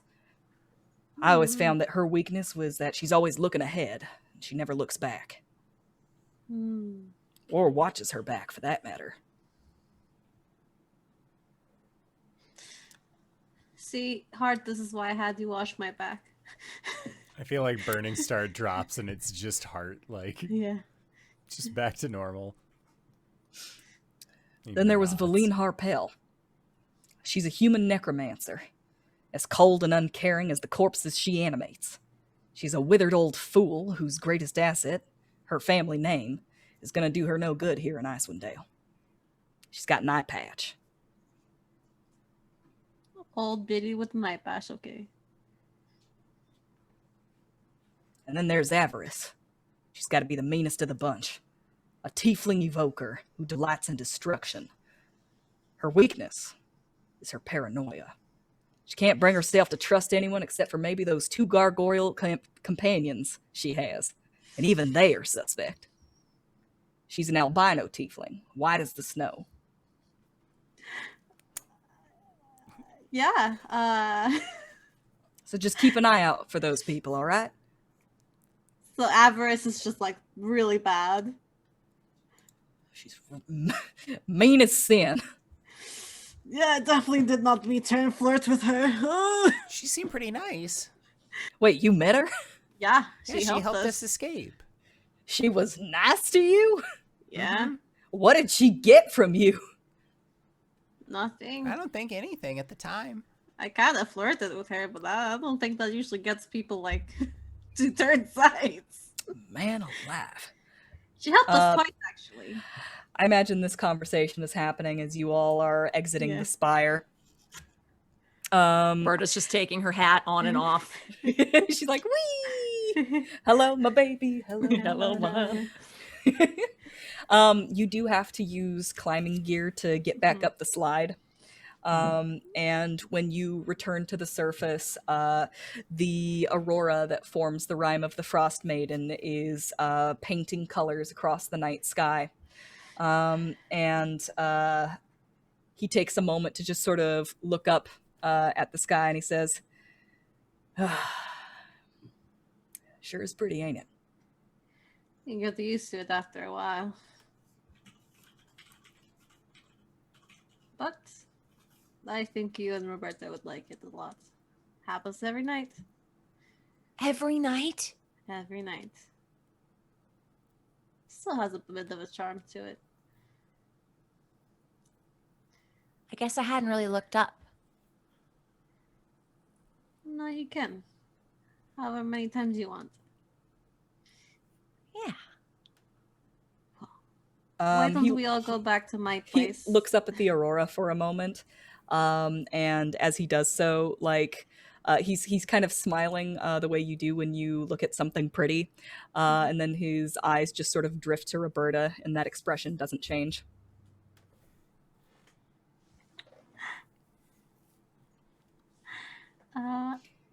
Why don't we all go back to my place? Oh, well, yeah. We can do that, but after that, we should probably go our separate ways. I don't want any of you to be affiliated with, a murderer. Yeah. Not a murderer. Well, I'm You can not, do but those I look things. like one. Well, advise that you invest in a hat of disguise. You two could have matching hats. Well, since I came into being, I have had a lot more luck with items of the magical sort. Yeah. He kind of puts his hat back on, and he starts walking towards your dog sled, and he says, well, should we get going? Yeah, let's get going. We'll talk more plans over a nice cup of hot tea and a fire, yeah? All right. You. And I think that's where we're going to end for tonight. Yay! Thank you so much for running this game. Oh my god! I know that we all went a little bit late, but fuck was that worth it. Wow, what a great game. Wings, where can I find you? What do you do? Hey everybody, I'm Wings, also known as Danae Keener. You can find me at DanaeKeener.com. I do nerdy drawings mostly related to D&D and a lot of things on this channel. So you can find me over at DanaeKeener.com, also at Danae Keener, which is my Twitter handle, or at Flailing Wings, which is the Twitter where I post random shit that isn't professional art stuff. DanaeKeener.com. Hi everyone, my name's Satan. You can find me at Vamp on Twitter with 2 P's, which is right there. I post my daily going ons. I complain a little bit, but I also post some art because I also do art. Mostly again related to D&D and TTRPGs. Right now I have commissions open for some really nice kind of vintage black and white portraits of your OC. So if you like those types of art, you go to my Twitter, you see my pinned page, and you can see what I do. Also, I'm in a bunch of other shows. Some are in hiatus right now, but usually on Saturdays. I am over at Valtrans playing Dragon Age, but we will be back around the fall for season 3. And next month I'll also be back on Plot Hunters at 8 p.m. EST. We're an all POC and LGBTQIA plus channel. So if you like supporting those spaces, come watch us next month as we start I think it's our season 4, season 5. Where I played my buff barbarian babe Lena. I love her. She has a girlfriend. And next Thursday, you can find me here again playing our final episodes of Masks, The Green Sun, where I play Luciana, aka Aftershock, the Reformed. And this Monday, you can find me on the Hype Goblin playing in the Alpha Playtest of Omen Risings, which is a project that I am working with as well as a writer and an artist. So if you like, we have a big group of diverse people. We're gonna be playing with some awesome players and an awesome DM who is the one that brought us all together. So it's gonna be really fun. Please come watch that, and you can also catch me there again Sunday mornings at 10 a.m. where I DM my friends through my homebrew D&D world. It's exclusive D&D. We kind of rule of cool it a lot, but it's really fun. That's me. And yeah, where can we find you? What do you do? Oh, hi, I'm Christina Sid. You can find me on the Twitters at GreekSid, usually just like shit posting and talking about games and stuff. I am almost exclusively on game nights. That's 2 G's and a K, twitch.tv/game nights. Thursday through Sunday intermittently. This coming Thursday is our every other week a Good Society game. I am the facilitator of that. That is this Thursday, 8 o'clock Eastern. Lots of stuff happened, lots of reveals, lots of cliffhangery things, and we haven't played in a month, so it's gonna be epic. Definitely check it out. On Fridays, we are playing Neon Souls. That's also heating up very extensively. I play Impulse. She's she's the worst, but in the best possible way. So you can definitely come hang out with her. Every other Saturday, we just had a finale of the game that I play with Wings over on GGK, which is our game of we were Overarms, and now we're moving on to Fate. That is, I'm sorry, it's past midnight here and I've forgotten the name of that game. That is Wings, help me. Oh, that one's Star Power. Star Power, thank you. It's still going to be Star Jesus. Power. We're just switching Yes. switching systems. Just switching systems. Same Yep. characters. It's gonna be a lot of fun. They walked through a wormhole, so whatever. It's gonna be great. And We're getting a reboot. Yes, we're getting a reboot. Different universe. Who knows? It'll be fun. And on Sundays we just had our premiere of our new Vason's game, Thursday's Children, which is half of why I am so fabulously dressed tonight. That went really cool. It's kind of dark, kind of monster hunter-y game set in 19th century Scandinavia. It's dope. Definitely check that out too. And thank you so much for having me here. It was so much fun. I love Roberta so much. So much. Yes, thank you. You're welcome. You're great. Roberta's great. I had a blast having you on the channel. Hello, everybody. My name is the Indoor Adventurer. If you made it this far, you probably already know who I am. But, God, I fucking botched that part of it. We're at the end of the episode. Thanks so much, everybody, for coming on by. We are going to be heading on to our Patreon-supported after show called Nights in the Courtyard, where we answer questions not only from the community, but also from each other. So if you have any questions that you would like to ask myself or any of these other fine folk, feel free to join us on that Patreon, and we will do our best to respond in kind. But for now, we are going to be heading there. So I would like to say once again, thank you to everybody who decided to stop on by. Thank you to this DM for putting up with our bullshit. And thank you, Sid, so much for guesting. This was great having you on. And we'll see all of you guys next time. All right, everybody. Bye-bye!